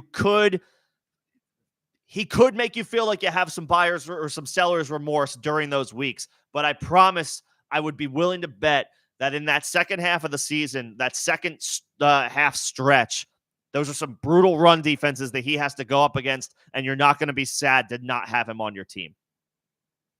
Anybody who has DeAndre Swift, I would be kicking the tires. Put him on the trade block. Let your league mates know he's available. Let your league mates know he's got some juicy matchups coming up. See if you can talk shop with somebody in your league on DeAndre Swift. That goes for anybody. That goes for anybody. As far as does Kansas City trade for a wide receiver? Yeah, I mean, we'll see. We'll see. Devontae Adams is available. The Raiders are probably not going to trade to a division rival like the hated Chiefs. So I don't think Adams ends up there. Could they try to acquire Amari Cooper? Yeah, maybe. His name got tossed around. Those are the big names that are seemingly on the block. I don't know who is necessarily else going to be available to them. It could be a depth move, kind of like, what's the most recent wide receiver trade? Jahan Dotson? Like, generally speaking, big names don't get moved. They could, but it's a little bit more of a rarity, especially mid-season with teams trying to compete and win, for better or worse. So, yeah, I mean, I wouldn't be surprised if they had to make a more modest move, one that's a little bit more uninspiring. But that they're making phone calls. They're making phone calls right now because they still have Super Bowl aspirations. When you have Patrick Mahomes, it could be like, we could make up the wide receiver room. We could make up the wide receiver room, but we're going to be Super Bowl contenders and going for it because Patrick Mahomes is the quarterback. So they're making calls on wide receivers. I don't know that I'm holding my breath that they make a significant splash. Obviously, it would be fun. We love seeing big, real trades, big real-time trades in leagues in the NFL, NBA, if you follow it, MLB, if you follow it. We love seeing big trades. I don't know that I would necessarily hold out hope for that. It would be fun as hell if it happens. But, the most recent trade we saw was the Eagles acquired Jahan Dotson. Is that maybe more along the lines of what the Chiefs do? I wouldn't be surprised. Derek, glad to hear you're all set with questions. Thanks for popping in. I'll see you later this week. Or feel free to let me know if anything else does pop up today. Carson Steele is droppable 100%. Okay, so you spent 30% of your FOB budget on Kareem Hunt. I think that's fair. I think that's fine. And now it looks like he's going to be,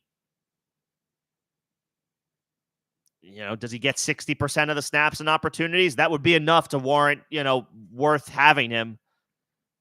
That's still a majority. Maybe Clyde Edwards-Helaire gets in there 20% of the time. Samaje Perine gets in there 20% of the time.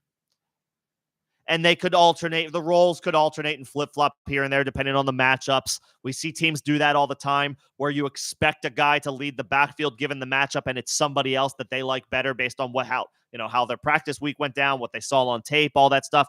We see these things all the time. Coaches make decisions where we are not anticipating it. That's what happens. It feels like the Chiefs' backfield could be susceptible to that. That being said, Carson Steele looks like he may have lost a chance at being a regular in this backfield for at least a couple of weeks and possibly longer. Clyde Edwards-Helaire hasn't done a whole hell of a lot. And Samaje Perine is a solid player who could have his opportunities here and there. It could make for a headache of a backfield, but Kareem Hunt walked off the couch and turned in an RB3 performance, so he's the betting favorite to do something of anything. So yeah, might as well.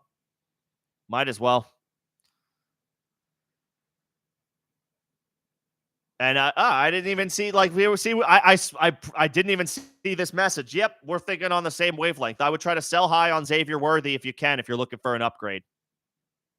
Yeah, I see. I like good thoughts. Didn't even see that. We're on the same page.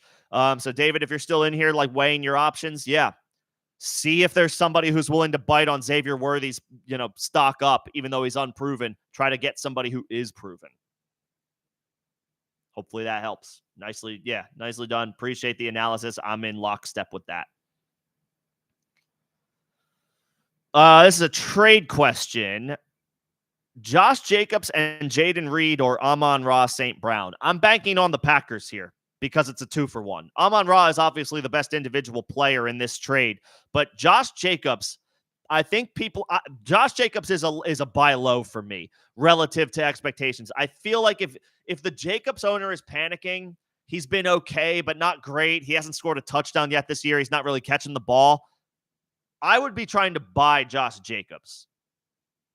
I would not sell low on him because I feel like that's the vibe right now. Jacobs hasn't scored. He's been a little uninspiring. Hasn't done a whole hell of a lot as a receiver yet this year. I would be buying low for two reasons. One, he's playing well. He's averaging over 4.5 yards per carry. That is good. It's not stellar, but it's good. It's better than it's better than is it better than last year? Yeah, it's better than last year. Actually, it's the third best number of his career thus far.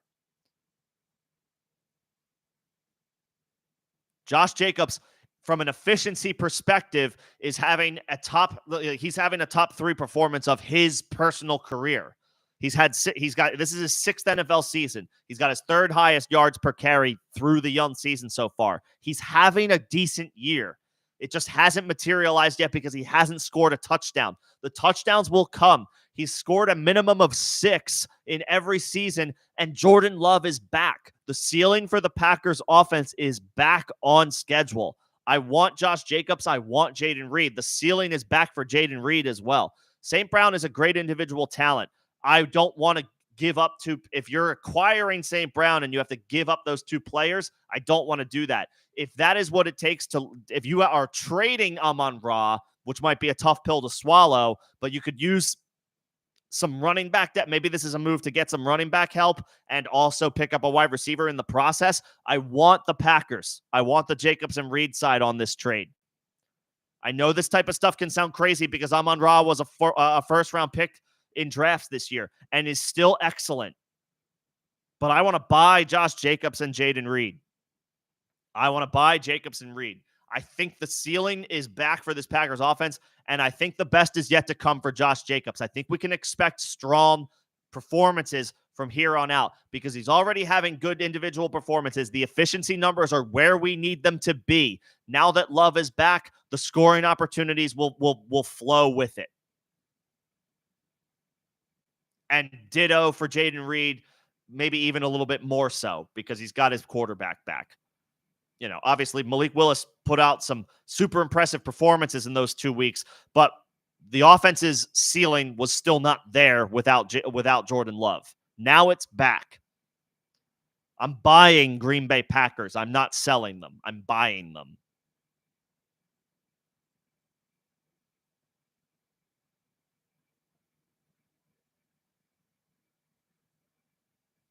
So give me the Jacobs and Reed side. Yes, and Evan Holt. I think he got released. Didn't he get released, or did they bring him back on the practice squad? Either way, it's Trey Sermon season apparently. Do you trade Debo and Jonathan Brooks for Jaden Daniels and Jayden Reed? I need to see a roster. Yeah, I mean, I want Jayden Daniels. This is not in a vacuum. I like this acquisition. Geno is fine, but Jayden Daniels is a Konami code right now with league winning upside. Are you what's the rest of your depth look like? I would like to tell me your starting lineup or just drop the roster. Who do you have? I would like to know. Like, are you strong, like generally, and just need a quarterback? Like, because Debo and Brooks that's a significant offer. I think it's a good offer. It's a significant offer.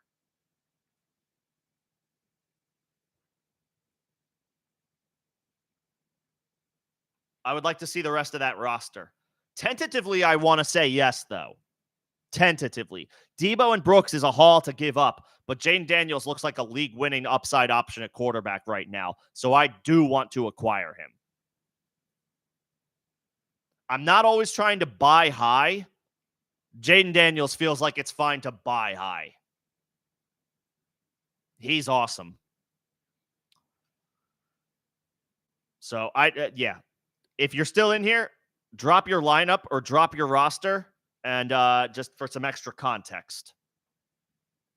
Because if you're weak at wide receiver or weak at running back, this gives me a little bit of pause. Specifically, more so with running back, because at least you would be getting Jaden Reed back in this return. But I tentatively don't mind that trade to acquire Daniels. You traded Kupp and Eckler for Stevenson and Scary Terry.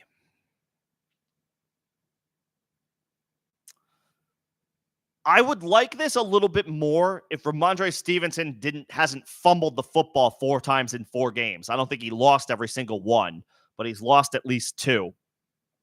I still believe in his volume, but I think Ramondre is going to be, unfortunately, the type of guy, this isn't his fault, but the offense is so bad that in bad matchups, he's borderline unplayable.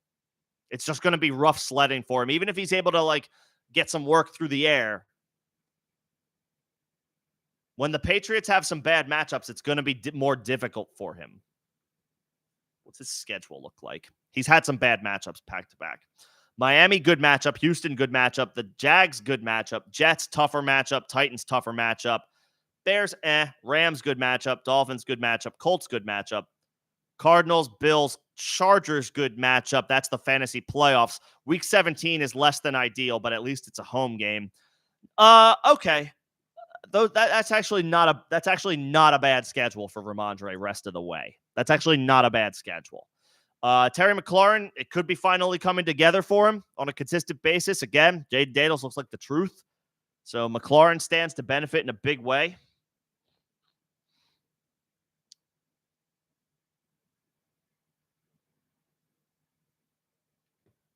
You gave up Kupp, who is expected to come back soon. Could come back and be Cooper Kupp wide receiver 1. Could come back and be,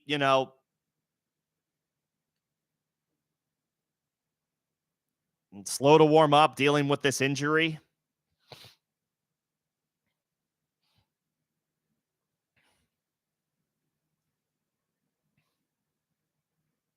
But Kupp, when he is able to return, figures to maintain high usage, because it sounds like Puka's timeline to return continues to get pushed out, and that's not good. So Kupp could be staring at a massive workload if and when he's willing to or able to get healthy. And then Eckler, he was looking good. Now he suffered the concussion. He's trending toward returning this week.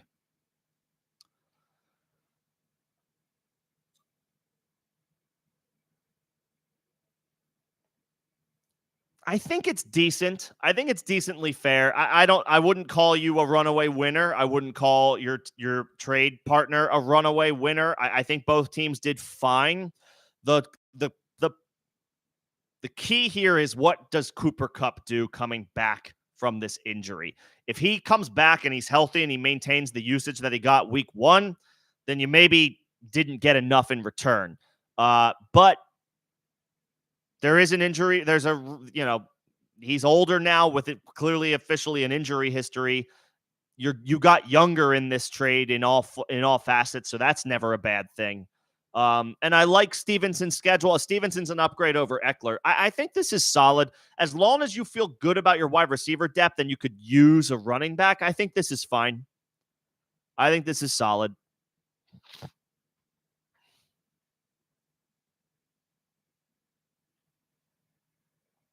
I think this is solid. I think it's a decent move. I'm going to finish up the thoughts of the previous question because you got back to me with your roster. Thank you. So you'd be trading Debo.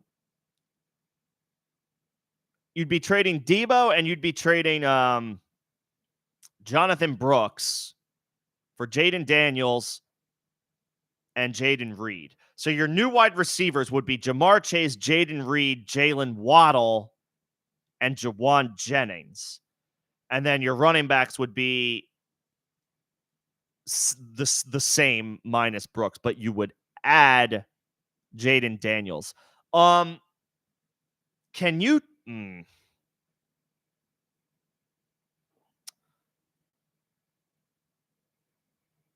I'm I'm a little more inclined to see if you could move. Not that I really want to do it.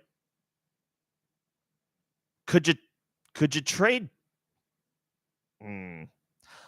My concern is like Chase, Reed, Waddle is not as, or or Jennings is probably your wide receiver 3 right now. I like Jaden Reed, but when both are healthy, Jaden Reed is probably a downgrade from Deebo Samuel, and Waddle is killing you right now. So your wide receiver depth isn't the strongest.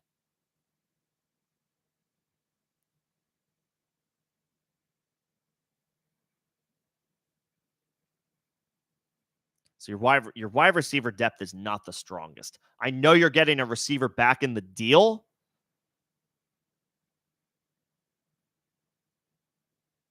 and I don't want to trade 2 running backs, or I don't want to swap say Connor into this trade instead of Deebo, because then you're thin at running back, trading 2 running backs for a quarterback and a receiver.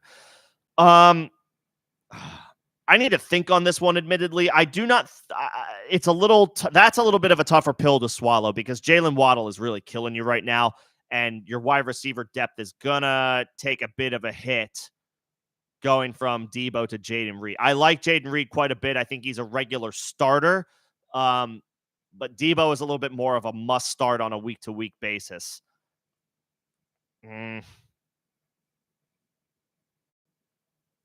I want Jaden Daniels. I'm having a hard time convincing myself that this is the combination, the trade package or combination to get it done.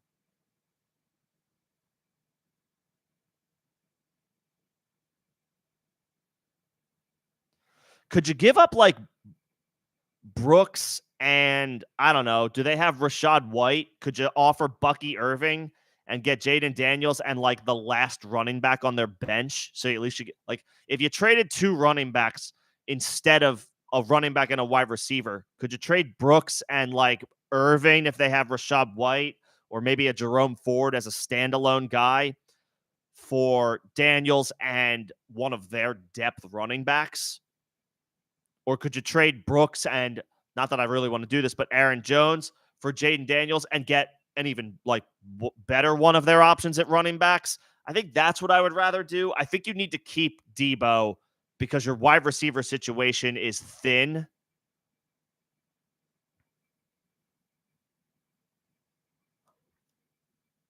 I want Jaden Daniels, but I want to explore different possibilities. This trade doesn't scream do it to me. It doesn't scream do it to me. I want like the answer is yes, I want Jaden Daniels, but I want to explore some different avenues to make that happen. What's going on, Jay? Good to see you, sir. Again, for anybody who is I see everybody's questions. Where did I leave off? Let's see. James, Michael, MVM, Joe Burrow, Podson, Javier. I see you all, you guys. Appreciate your patience. Sit tight. I will get to your questions, but I got to get to my members first. That is a perk of being a member of the channel. If anybody is interested in becoming a member of the channel, there are details in the first link in the description of this live stream. You only have to join at the lowest level membership to get. There are other perks at other levels, but just to get the priority question or answers, you just have to enter at the lowest level if you're interested. If you are not, that is perfectly fine. But then I just ask for some patience as I work through my member questions. You got offered Breece Hall and Garrett Wilson for Justin Jefferson in full PPR. The answer for me is a hard no, because Garrett Wilson, it's time to sound the alarm. I know he's had a brutal stretch to start the season. He's had some really bad matchups, but as of right now, he's not like the cream of the crop, the top flight level wide receivers win matchups even against the best defensive backs frequently enough where you remain confident in them every single week. Garrett Wilson's not doing that right now. He's had a tough stretch. San Francisco, the Titans is a tougher spot. He had to play L'Jarius Sneed.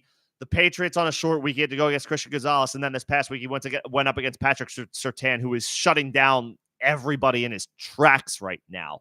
So he's off to a tough start, but he's not getting anything done. He's not showing enough to justify, we're making excuses for him at this point.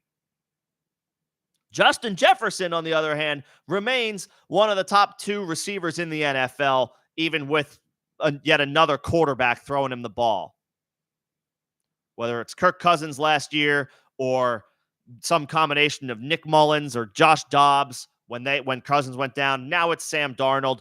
Jefferson is still a freaking stud, the best receiver in the game, if not top 2. In full PPR, Brees and Garrett Wilson is a super enticing package, but right now, Wilson is a big drop-off in talent from Justin Jefferson. If you're hurting mightily at running back, then that makes things a little more interesting because obviously we still believe in Breece Hall. But he's in a bit of a timeshare with Braylon Allen. I'm throwing out his performance this week against the Broncos. I do not think we're going to see him bottom out like that again, but he is not getting the yeoman's level of work. Braylon Allen is mixing in at an annoying, if you have Breece, a frustrated enough rate to cap him.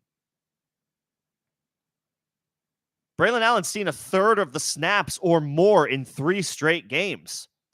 Breece Hall's not seeing 80% of the snaps. He's seeing 2/3 of them, which is good, but he's not seeing 75, 80% yeoman's level work. For Justin Jefferson, no, I would keep Jefferson. I would keep Jefferson. It's a good offer. Those are big time names, but I'm keeping Justin Jefferson. If you could get a running back in return,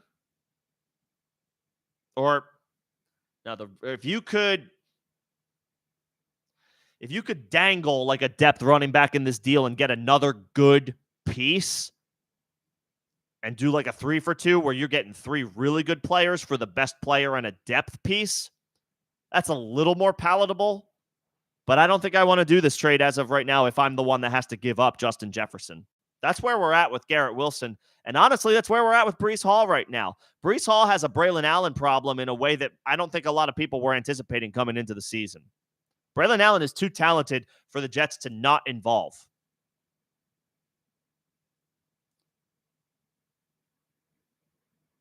He's averaging well over 4 yards a carry on the season.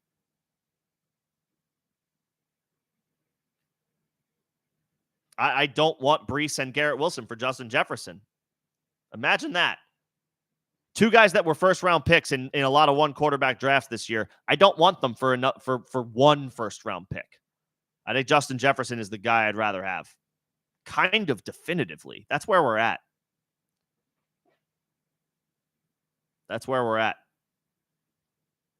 Hopefully that helps, Jay. Good to see you. Let me know if you have anything else.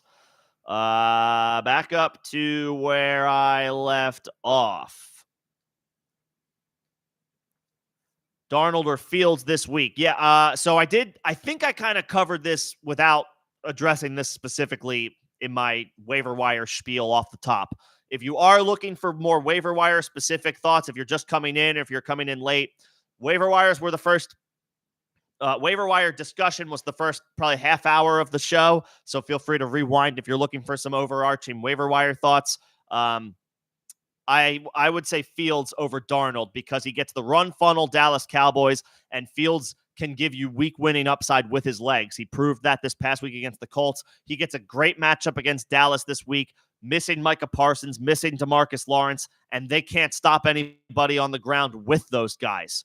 I'll take Justin Fields over Sam Darnold, who is playing great, probably playing the best ball of his career. But he's in London. It's a Vikings-Jets London game. I think he should have success. It is a revenge game for Sam Darnold. But I'll take Fields. The matchup is too good to ignore.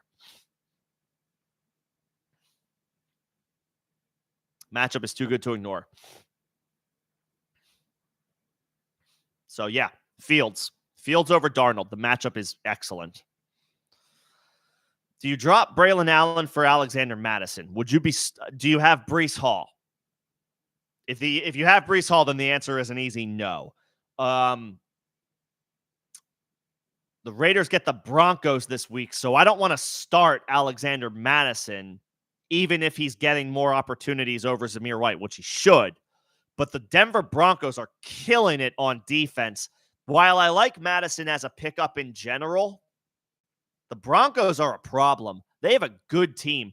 They have a good defense, excuse me. Their offense is obviously incredibly lackluster, but the Denver Broncos have a good defense. So you're not going to fire Alexander Madison up this week. Tentatively, I would say maybe just keep Braylon Allen. I mean, he looks like he's maybe the upside is there with, like, Alexander Madison is one of those now officially, he's going to be a free running back who will turn out to be a boring RB3. And there's value in that for sure. Because the key is that he's free, right? You can pick him up off waivers, and he probably will sleepwalk into an RB3 finish, like a low end RB2, RB3-ish performance on the season as he takes work from Zamir White, which I can't imagine doesn't. Well, I have to imagine that happens for the rest of the season regularly. But Allen is the guy that is the upside play. So I think like he has all the upside in the world because he looks talented enough to have been selected by a team with more opportunities available at running back than the Jets did. So if you have Breece Hall, then definitely not. And even if you don't, you're not starting Madison this week against Denver, so I think I'm just keeping Braylon Allen. I'll keep Braylon Allen.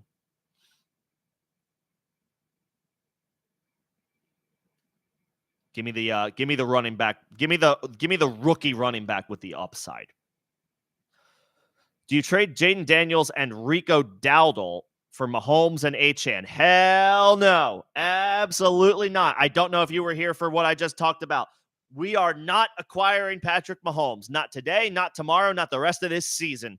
He is the QB 16 on the year so far. That is not getting it done. He has 6 touchdown throws in 4 games. That's 1.5 per game. That's not good enough. And he has 5 interceptions. And he's not averaging a ton of yards on the ground right now. Mahomes is obviously in the NFL the number 1 quarterback, the first quarterback you would pick to go win a game today. But for fantasy purposes, he is not usable. There are streaming options in 1 quarterback leagues that are more viable week to week with Patrick Mahomes.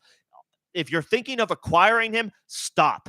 If you have him, you're hoping that Rashee Rice is the news about Rashee Rice is positive. It's a hyperextension and that he's able to return this year. We haven't gotten definitive confirmation that it is a torn ACL for Rashee Rice. If it is, you're probably sunk with Patrick Mahomes. You do not want him.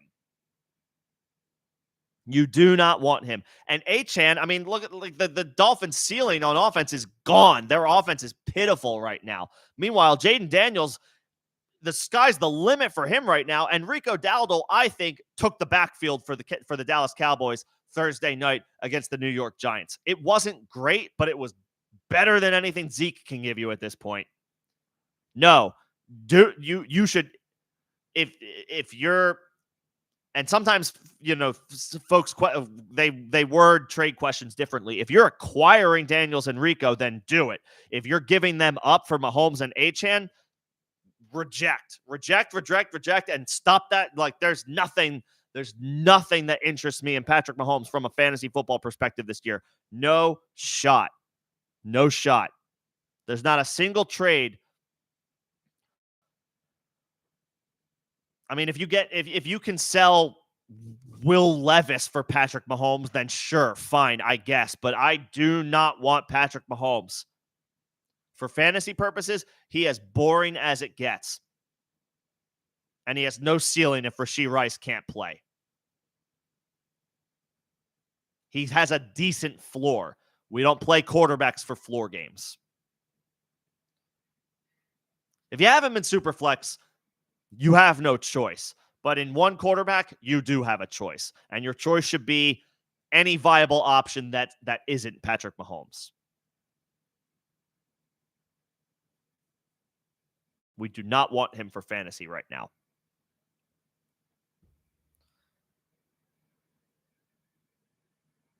And if you can get rid of him, do it as fast as possible. Run, don't walk to that trade offer if you can get rid of Patrick Mahomes. Should you get Hunt or Sermon? Hunt for this week. Sermon has some short-term appeal for sure. I'd be curious to see how he does on the road in a division matchup, even against the Jaguars, which is definitely a fine matchup on paper. Division games get weird, and especially on the road, he could come through, but it feels like it's a little difficult to trust. Hunt, on the other hand, gets to play at home against the New Orleans Saints. Not a great matchup by the numbers, but the Saints are sputtering right now as a team. They've lost 2 in a row, and they haven't looked great doing it. I would say Kareem Hunt at home. He should be fine to come through in whatever role he receives this week. So, yeah, Hunt over Sermon. Try to get both because screw it, why not? If you miss on one, you get the other. But for this week, and probably rest of season in general, it's Kareem Hunt. Sermon has short-term appeal. Hunt has a little bit more short and long-term appeal. So Hunt. Drop Zeke or Garendo for Wicks? Yes, either one. Doesn't matter. Either one. I think Zeke lost his... Zeke is not going to completely go away, but Rico Dowdle is their best option in the backfield. I think they move forward with Rico. I think they use more Rico and less Zeke. And Garendo is... I would cut Zeke for Wicks, and I would flip Garendo to the person who has Jordan Mason or Christian McCaffrey, if they don't have both. See if you can turn Garendo into the last wide receiver on their bench, or maybe it's their last running back and it's a guy that has a little bit more upside. But if you're the Jordan Mason person, keep Garendo. I would cut Zeke regardless. Cut Zeke for Wicks. If you have Jordan Mason, then keep Garendo. If you don't have Jordan Mason or Christian McCaffrey, then maybe flip the guy, flip Garendo. See if you can get a depth receiver or another depth running back with a little bit more upside. If you can't and you don't have Jordan Mason, you could probably cut him too. If you need a little bit more, if you have a little bit more of a need somewhere else.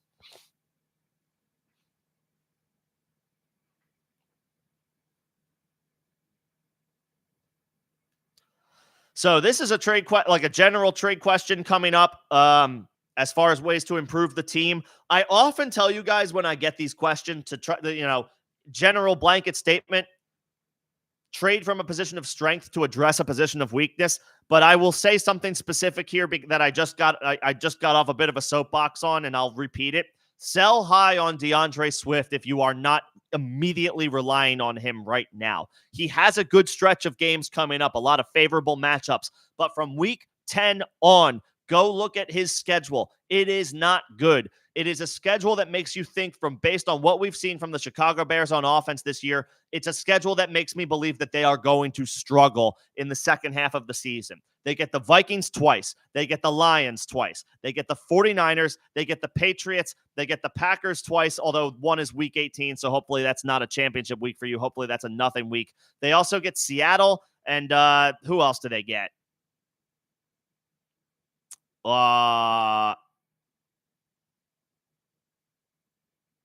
No, I named them all. From week 10 on, Swift has the Patriots, the Packers, the Vikings twice, the Lions twice, the 49ers, and the Seahawks. That schedule sucks. You can dangle DeAndre Swift right now for somebody who needs a running back. And see if they have a wide receiver too that they're willing to offer you, or a tight. Honestly, you could really use a tight end because you have Njoku, who has been dead for weeks now. Is there somebody with 2 tight ends and a big need at running back? Does somebody have, Kincaid and Bowers rostered? Is the Mark Andrews owner giving up? You could try to acquire Mark Andrews and another running back for DeAndre Swift. You could get a 2-for-1. You could try to bank on Mark Andrews bouncing back. If he doesn't, you'll still get a running back in the deal, and you didn't, that's a sunken cost that for the other owner anyway. You could try to buy low on Mark Andrews and get another piece and get a good wide receiver. I would be selling high on DeAndre Swift. You can sell the fact that he has some good matchups coming up. You might have to eat some good performances from DeAndre Swift, which might sting in the short term. But take a look at that schedule from week 10 onward and tell me you feel confident firing up DeAndre Swift in those matchups. I'll tell you right now, you're not going to like it. I can't imagine you will.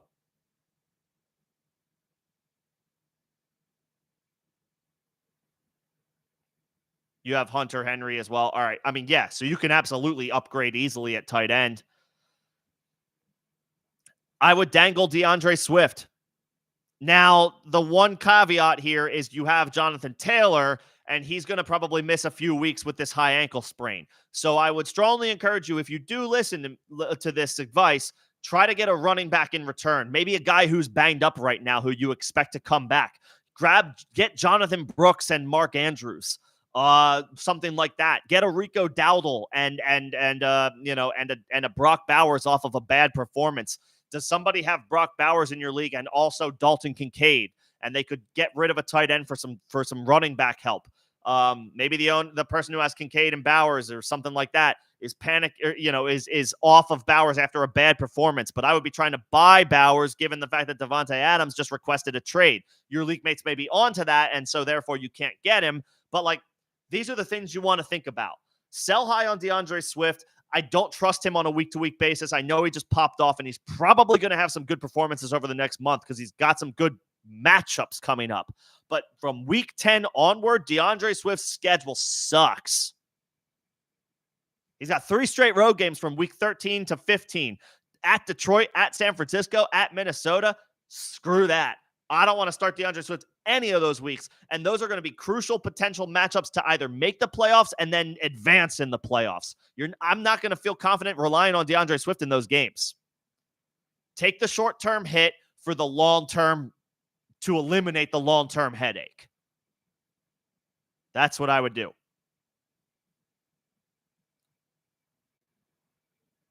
That's what I would do. Try to get a running back in return. Maybe a Jonathan Brooks or somebody who just had a bad performance but we still believe in. Try to sell Swift plus to get Breece Hall. Is the Breece Hall owner panicking? Swift just popped off and has some good matchups. Could you sell Swift and maybe you have Kupp, you have Amon-Ra, you have Jaden Reed, you have Marvin Harrison. Could you trade Pittman? Could you trade Swift and Pittman for a Breece Hall and a depth tight end? Something like that. Something like that. Get a running back in return. But I would not be shy. This goes for anybody. I would not be shy trying to kick the tires, test the waters on DeAndre Swift. I'd be willing to bet that you can get some good value because he's got some good matchups coming up. But he's got some garbage matchups later in the year. I think he's a good sell high candidate. I might put a video out about this tomorrow. We'll see. I got the gears are churning. Let's see. Where am I at? This is a start sit question. We're not there yet. We got to see practice reports. We got to see injury statuses. We assume Jonathan Taylor will be out, but there's been some optimism about it.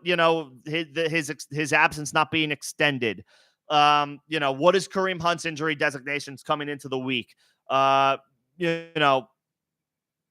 gotta look at the whole picture. Is Trey McBride back? That probably eliminates Michael Wilson from this question. But if he needs more time to heal from the concussion, then maybe Michael Wilson is in the mix. Start sit questions. Come on back Thursday if you can, Saturday if you can. We'll sort out the start sit questions then. They're tough to answer on Tuesday because we just haven't seen practice reports yet. And you never know what could pop up in the middle of the week. Hunt and Wicks look like they could be solid, but Come on back for start sit questions. They're tough to answer on Tuesday for anybody. So I would encourage you, if you can, come on back Thursday or Saturday, if not both. And it'll be a little bit easier to sort out when we have injury designations and practice reports and all that stuff. That makes things a little bit more clear.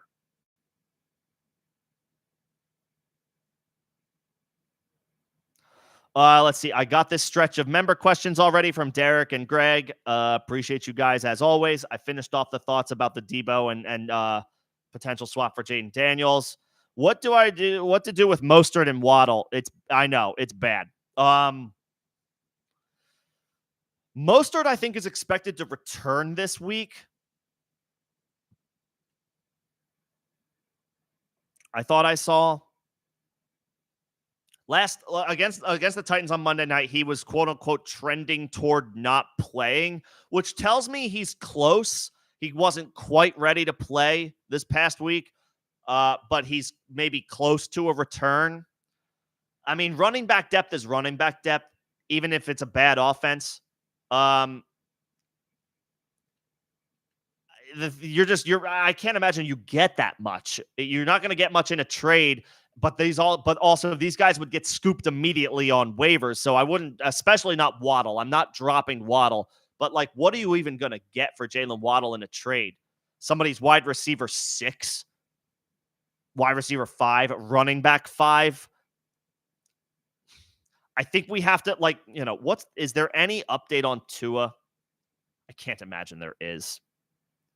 Reportedly symptom-free and could return by week 8. That was a report via Rotoballer. Well, a beat reporter probably reported it. Rotoballer just picked it up because they're a feed.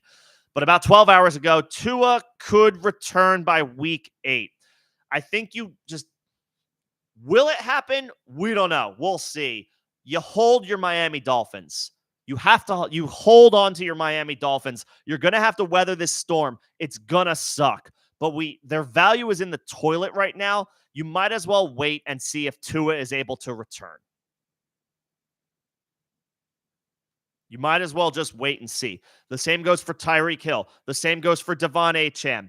You might as well keep Jalen Waddle. You might as well keep Raheem Mostert. Hang on to them. We're praying to the fantasy gods that better days are ahead for the Miami Dolphins offense. It's gonna be like it's gonna be like pulling teeth for those weeks.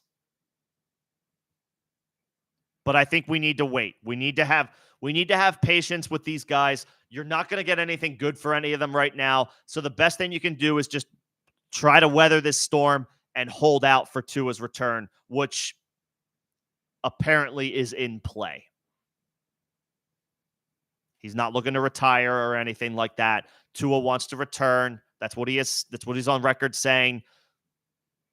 We got to wait it out with our Miami Dolphins. It's going to suck, but we got to wait on them.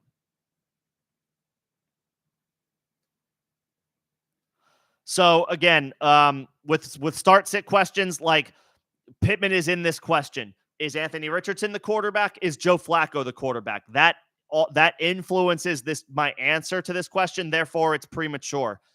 If you have start-sit questions, come on back Thursday or Saturday, whichever one, when we have practice reports and injury designations, and it's a little bit more in focus what we can expect to happen this weekend. Like Godwin is in your starting lineup, and Cooper is probably in your starting lineup. But Pittman or Shakir might be. We have to see practice reports. Like Pittman in your lineup hinges on Anthony Richardson versus Joe Flacco. We just don't have that information right now. Come on back when practice reports are available. Or confirmed is what I should say, and we can sort out start-sit questions then. Thursday is the first day we can kind of really start looking at it. Saturday is the day that we can really get into it. I would encourage you to come back if you can. It's too early in the week. We just don't have enough information yet. Injuries, practice reports, all that stuff. We just don't have that information yet. And if you can't make the streams, I can try to answer these start-sit questions if you leave a comment a question in the form of a comment, either on this stream or any other videos or streams on the channel. You can also hit Discord. I may not be as available to non-members in the Discord, but I do try to make myself available here and there where I can. You could crowdsource in the Discord as well. Second link in the description of this live stream and all the videos and streams on this channel. It is an evergreen invite. You can crowdsource the community over there if I am not available, or if you can't make the Thursday stream or the Saturday stream.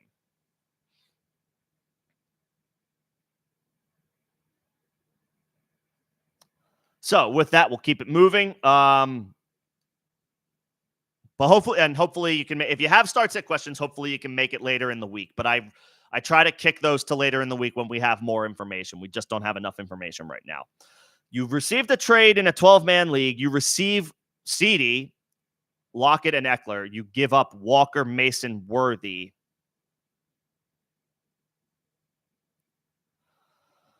I would need to know what the rest of your roster looks like. Like, what is your strength? What are your weaknesses? Because CeeDee Lamb is the best player in this trade, so that makes it enticing. On the other hand, you're getting an aging, banged-up Austin Eckler in return of having to give up 2 running backs in Walker and Jordan Mason. So it looks like you have Montgomery, but are you down to, like, Montgomery and Eckler? Like, who are your other running backs if you give up Walker and Mason? Like, on one hand, yeah, you're getting CeeDee Lamb. That's dope. That's awesome. But you're giving up a lot of running back depth, which dries up quickly in the NFL. So I would want to know, and you have McCaffrey and Mason.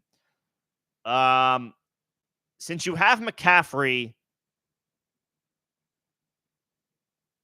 I would just keep Jordan Mason. I would just keep that tandem together.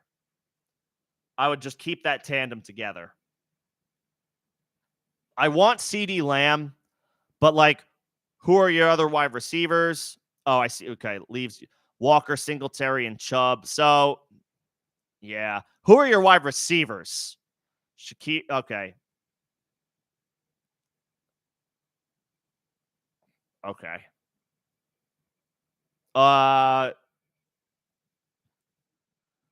You have Cook. You have Mason. I do like the idea of selling high on Worthy.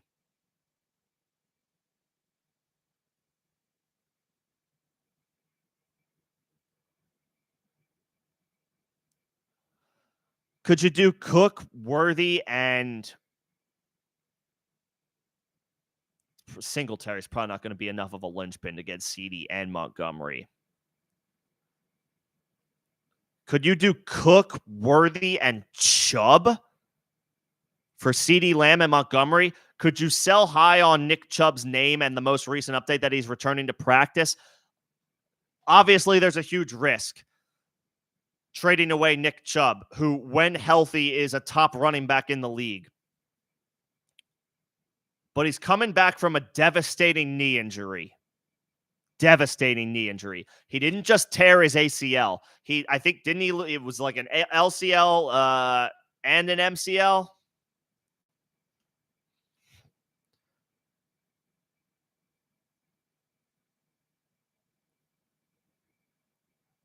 Oh, he tore his MCL, he tore his meniscus, and his ACL.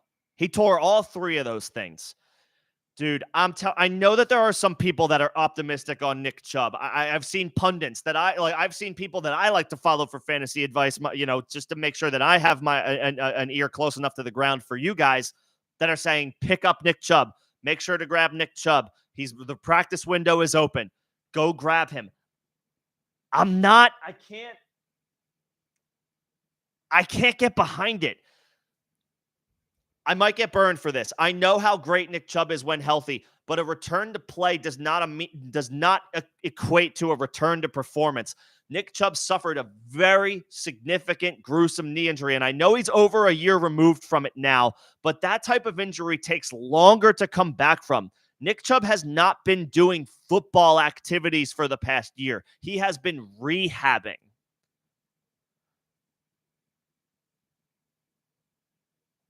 I would see if you could you try to, and you may have a different opinion of Nick Chubb than I do. There might be a lot of people in here who have a different opinion on Nick Chubb than I do. And make no mistake, I hope Nick Chubb comes back to 100% and kills it. I'm not sure if 2024 is the year that he does it. Could you dangle Cook, which would hurt, Worthy, which is a sell high? He could perform, but he's in a tough spot to be Patrick Mahomes' wide receiver one as a 21-year-old rookie. And you roll the dice on Worthy for like a CD Lamb 100% of the time. Could you dangle Cook, Worthy, and Chubb for CD and Montgomery? If you can make that happen, that's a rare time where I'm only getting 2 players giving up 3, where I'll take that risk. I will roll those dice. I would try that. And if you can get CD Lamb and you get an anchor wide receiver 1, you unload, admittedly, a high-performing running back in James Cook and a guy with all the intrigue in the world in Nick Chubb, but also a lot of question marks for the best receiver in the game or a top 2 or 3 receiver in the game and a touchdown scoring machine in David Montgomery, I would be okay with that return.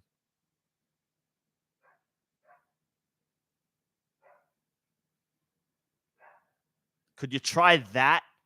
That would be my ultimate answer to the these are my options as far as trade options. You're going to hear some people say Nick Chubb is the stash of 2024. He's like you're getting an RB1 basically by like midseason for free. I'm not there. A return to play does not equal a return to performance. If it was just a torn ACL, if Nick Chubb had just torn his ACL last year, and now we're like 12 months past the procedure, and he's looking great, and he's practicing, he looks good, that would be different. That's one thing. Nick Chubb tore his ACL, his MCL, and his meniscus. That is a whole different animal. That is a different beast of an injury to come back from as a 28-year-old running back.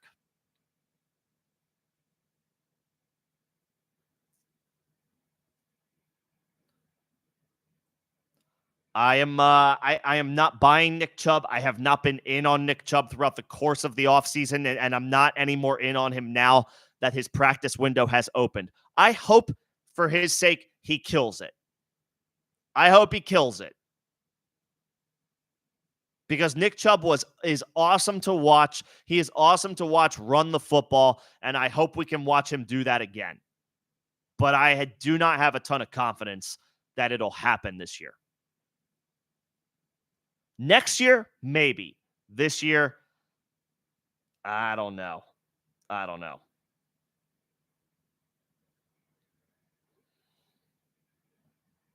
So I would try to dangle Chubb in that deal and see if you can get somebody to buy into the hype that his practice window opened this week. That's what I would try to do.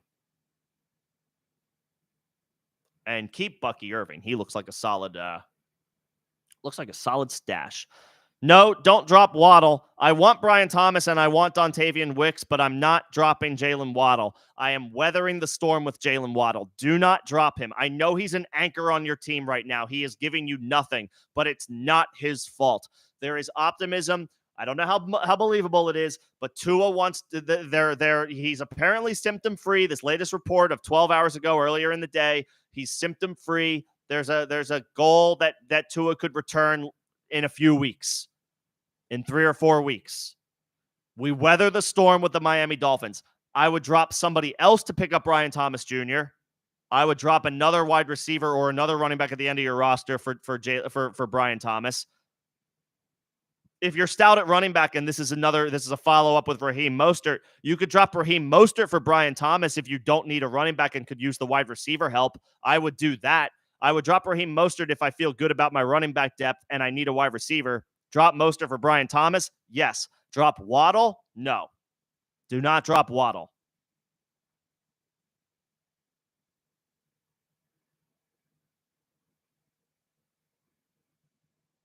Do not drop Waddle. We're weathering the storm on Tyreek Hill and Jalen Waddle, for better or worse. I don't want to sell those guys for peanuts, because that's what you would get right now. Pennies on the dollar. We're not in the business of selling for pennies on the dollar.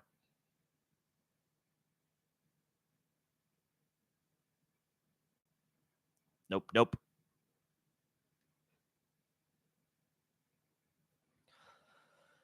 Let's see.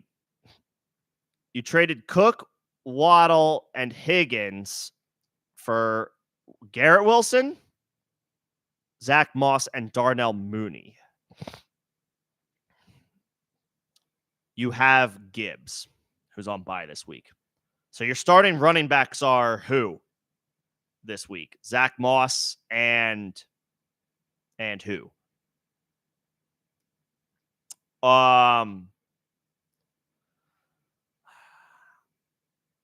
think you sold a little low. You got rid of Waddle and Higgins, and you got Garrett Wilson, who is right now struggling. Better days should be ahead for Garrett Wilson. He had a brutal 4-game stretch to start the year. That's not his fault. He had to go up against San Francisco. He had to go up against Tennessee. That's L'Jarius Sneed. He had to go up against New England week 3. That's Christian Gonzalez. And he just had to deal with Patrick Surtain. That is as brutal a stretch of opposing cornerbacks that shadow the main guy as it gets. That's tough sledding for Garrett Wilson. But also, Garrett Wilson, but despite the bad matchups, hasn't inspired a ton of confidence either. The numbers just aren't really there. You lower expectations in those types of matchups, and he had a brutal stretch, but he hasn't really come through at all. And so it's a little tough to trust him right now. Better days should be ahead. But is Garrett Wilson in the pantheon level of wide receivers that we want him to be? Is he in the level with Justin Jefferson and CeeDee Lamb and Jamar Chase and Amon-Ra St. Brown and A.J. Brown? That was where he was a late first-round pick in redraft this year, maybe a high second-round pick. I mean, we were crowning Garrett Wilson, and we thought we could because we've seen him put up some decent performances with bad quarterback play in recent years. But he's not playing at that level right now. I know the matchups are tough, but the top best receivers can come through even in bad matchups. Maybe their ceiling is lower, but they still come through in bad matchups. Wilson has been a little lackluster thus far. And yeah, this past game, they were in the rain. The elements sucked. Week 3 was a short week. I personally hate short weeks. Like, there are a lot, and the first 2 weeks of the year were road games. So, like, that, yes, there are a lot of excuses for Garrett Wilson. But that's just it. We're making excuses for him right now. At some point, we need to see results. You sold low on Waddle. I understand the frustration. You sold on Higgins. And you got back Wilson, who's been underperforming, and Darnell Mooney, who's been solid. But he's a tier below these guys. I like Moss, but I'd rather have Cook. I'll be honest, I'm not crazy about your return. I'm not crazy about the return. Because James Cook, I think, is we'll see if he keeps up the touchdown numbers. Probably unsustainable. But he looks good, and he doesn't have a Chase Brown problem. Zach Moss has a Chase Brown, they're going to be a little bit of a two-headed monster, whereas James Cook, the gap between James Cook and Ray Davis is wider than the gap between Zach Moss and Chase Brown. And I'd rather roll the dice on Waddle and Higgins over Wilson and Mooney. I'll be honest, I'm not crazy about this return.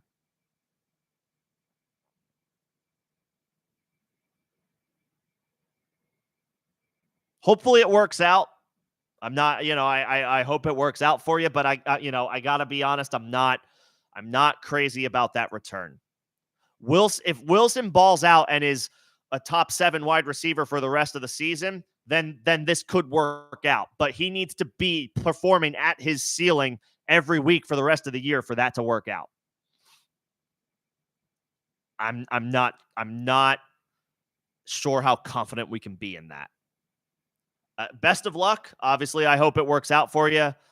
But I'm not super crazy about the return. And I got this thought, the Shakir. Okay, yeah. So You definitely could use some wide receiver help. Like I said, I would try the, Chubb, Worthy, Cook for Montgomery and Lamb. I think that's like something you could realistically try to get when you're going for. You're going to have to be willing to pay up when you're talking about a player of CeeDee Lamb's caliber. Someone's not going to give that away very easily.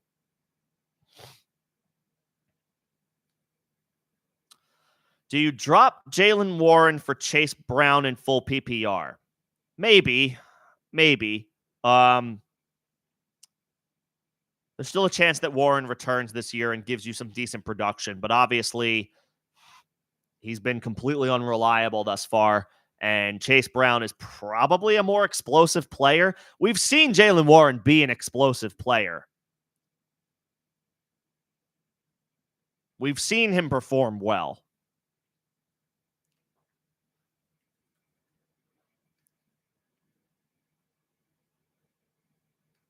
I want Chase Brown, but is there somebody else other than Jaylen Warren that you could drop, like a Cam Akers or a Carson Steele or what other underperforming running backs could be released? Zamir White. Now, could you are any one of those guys? Could you drop one of them for a Chase Brown? I kind of don't want to give up on Warren quite yet, but I understand the frustration with him. As far as the waiver wire priority in order, I didn't even really talk about Jacoby Myers today. We obviously need to see a Davante Adams trade happen for his value to go up. Until it does, and you can try to be proactive.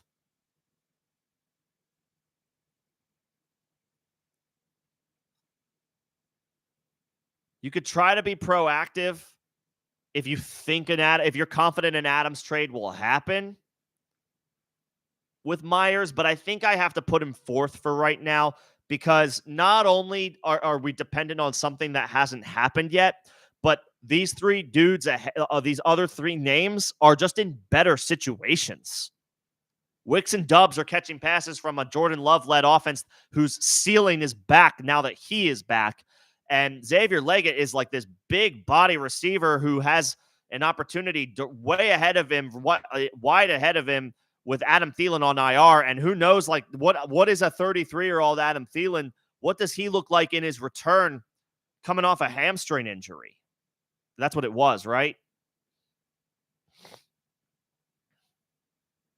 Was it a hamstring for Adam Thielen?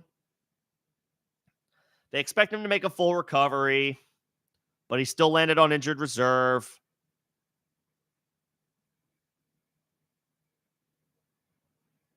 Yeah, I would take Leggett over, and I'll take Andy Dalton and the Panthers offense over the Raiders offense right now. I'd rather be catching passes from Andy Dalton than Gardner Minshew. It's kind of gross right now. So I think I would still leave Myers fourth. I would say Wicks, Leggett, Dubs, Myers in that order for the wide receivers. And then for Warren, I don't want to drop Jaylen Warren. I do want to add Chase Brown if I can, but I'd be more curious if there's like a Cam Akers or a Zamir White or there was another name I mentioned that I wouldn't mind getting rid of to try to acquire Chase Brown. I kind of want to wait on Warren for a couple more weeks because I've seen him be an explosive player.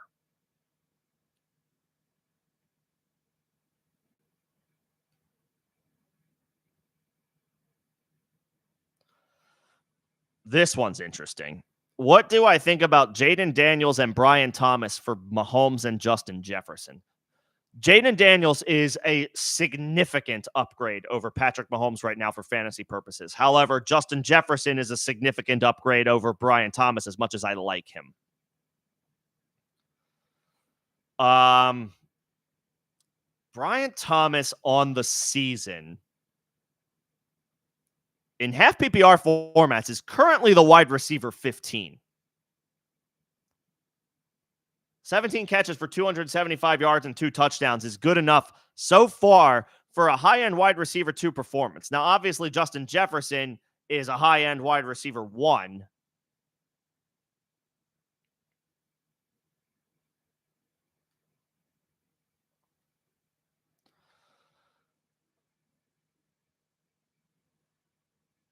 I don't want to give up Justin Jefferson, but the gap, I will say this, the gap from a fantasy perspective, the gap between Jaden Daniels and Mahomes is wider in Daniels' favor than the gap between Justin Jefferson and Brian Thomas.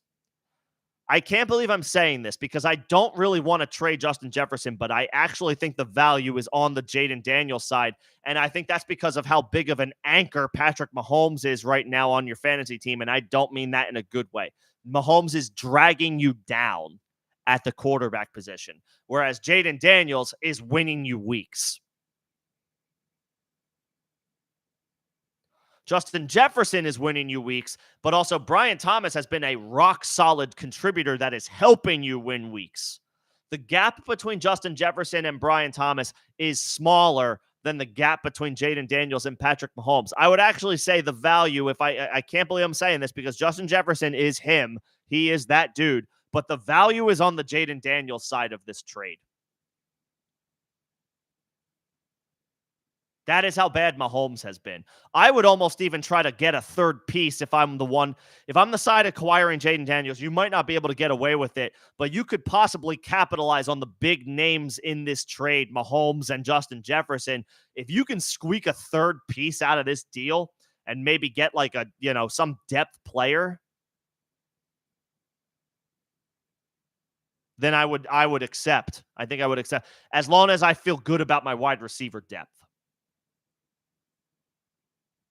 It gives me some more. This trade gives me pause if your wide receiver depth isn't strong after Justin Jefferson. But if you feel like you have 3 or 4, or at least 2 or 3 other viable guys to pivot and turn to every single week, then I am awfully interested in that trade to get rid of Mahomes and acquire Justin Jefferson and acquire Jaden Daniels.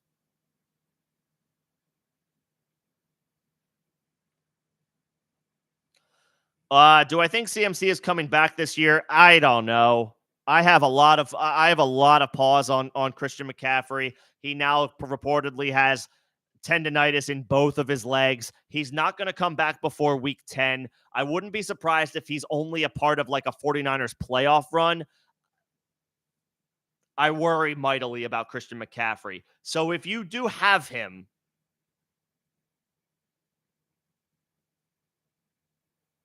I would offer him and Worthy for CD straight up. I don't know if that's probably not going to get it done. But then you could add pieces from there. You can always add pieces to a trade, but it's harder to take away from a trade because once you offer something, then the trade partner is going to be like, well, you already offered it, so now I want it, or now you can't back out on it. You can always add pieces to a trade. So always start with the first offer. You may already know this. I'm sure, a lot of people do this already. Start with the first offer. If they take it, great, steak sauce. But if you have to add pieces, that's easier than taking away. You could try McCaffrey and Worthy.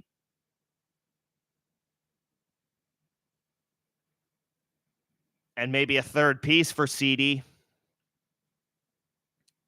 He countered with Lamb and Montgomery and Cooks for Worthy, Mason, and McCaffrey. That's actually interesting. The problem is Mason is an RB1 right now. Montgomery is as well. But you'd be getting a healthy wide receiver one in exchange for so here's what you would be getting. If you did CeeDee Lamb, David Montgomery, and Brandon Cooks as a throwaway for Xavier Worthy, Jordan Mason, and Christian McCaffrey, you are acquiring a wide receiver one, an RB1, and a whatever piece in Cooks for an unproven player in Xavier Worthy, an RB1 in Jordan Mason, and an unknown potential. He could have league-winning upside in McCaffrey. He could be a nothing burger rest of season in McCaffrey.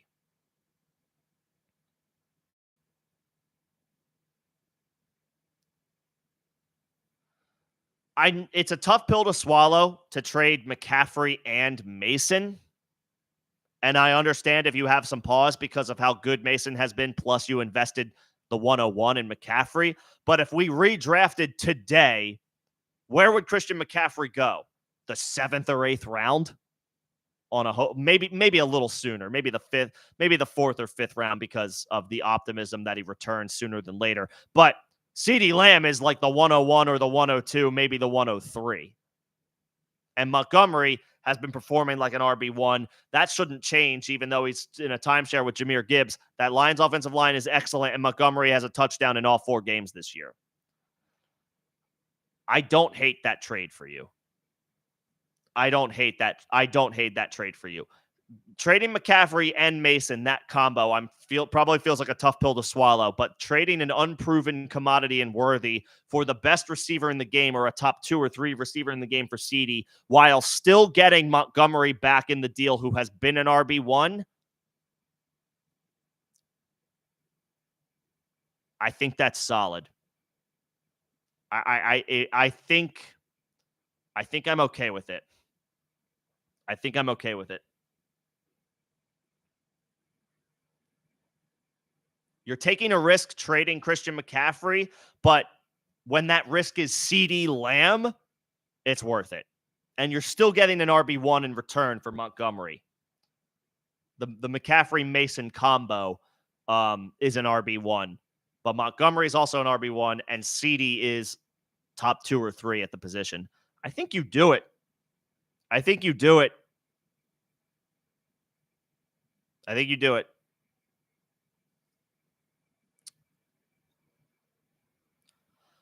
We are coming up on the end of the chat, and I have a couple more questions to get through. I see that. Appreciate everybody's patience and dialogue this evening before I shut this down here shortly.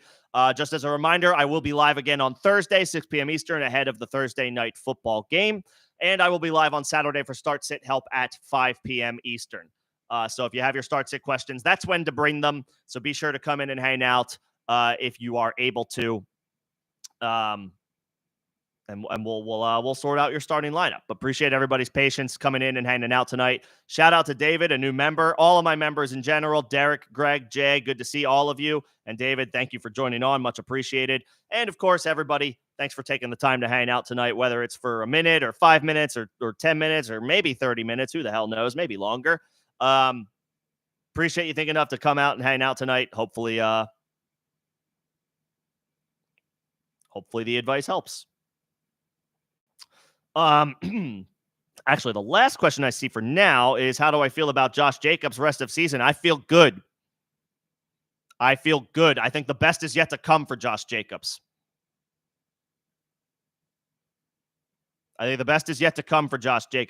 He is, for 2 reasons. He's averaging 4.6 yards per carry. That's right now. That's the 3rd best number of his 6-year career. So he's having a good season from an efficiency perspective. The other piece of this puzzle is that Jordan Love is back, which means the ceiling of the Packers offense is back.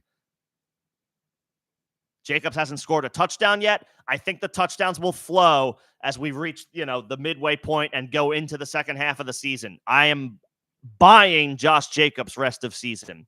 I am in on him. I think he's got a good outlook rest of the year. There's been a lot made about the fact that he hasn't caught the ball a whole heck of a lot yet this year. And again, he hasn't scored.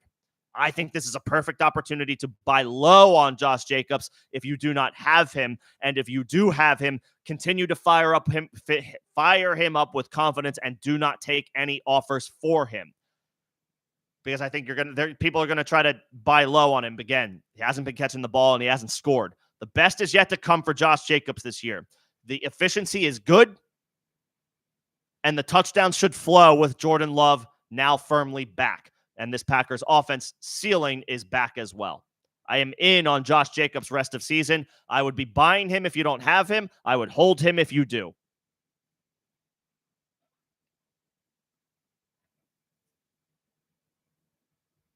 That's how I feel about Josh Jacobs rest of season. I feel good.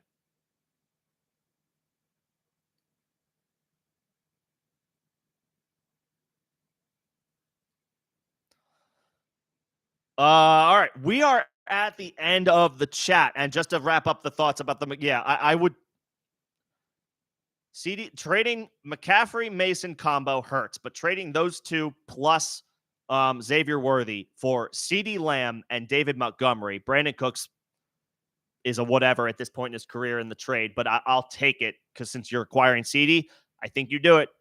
After stringing it out and talking about it, I think you do it because I am skeptical about McCaffrey's return this year. And if he does return, he could be the RB1, but that means that Jordan Mason now becomes, defunct, obsolete, whereas David Montgomery's not going anywhere no matter what. So, yeah, I think you do it. That is it for questions and comments that I see. If there are any last-minute questions or thoughts, I will make sure to get to them while I am still in here, although I will be shutting this down here shortly. If you miss me, feel free to leave a question in the form of a comment on this stream or in the Discord if you are not a part of the Discord. Second link in the description of this stream and all the videos and streams on this channel. It is an evergreen free invite. I am not always available over there, but you can always crowdsource your thoughts if you would like. And I'm sure there will be people over there who would be happy to share their thoughts to help you out.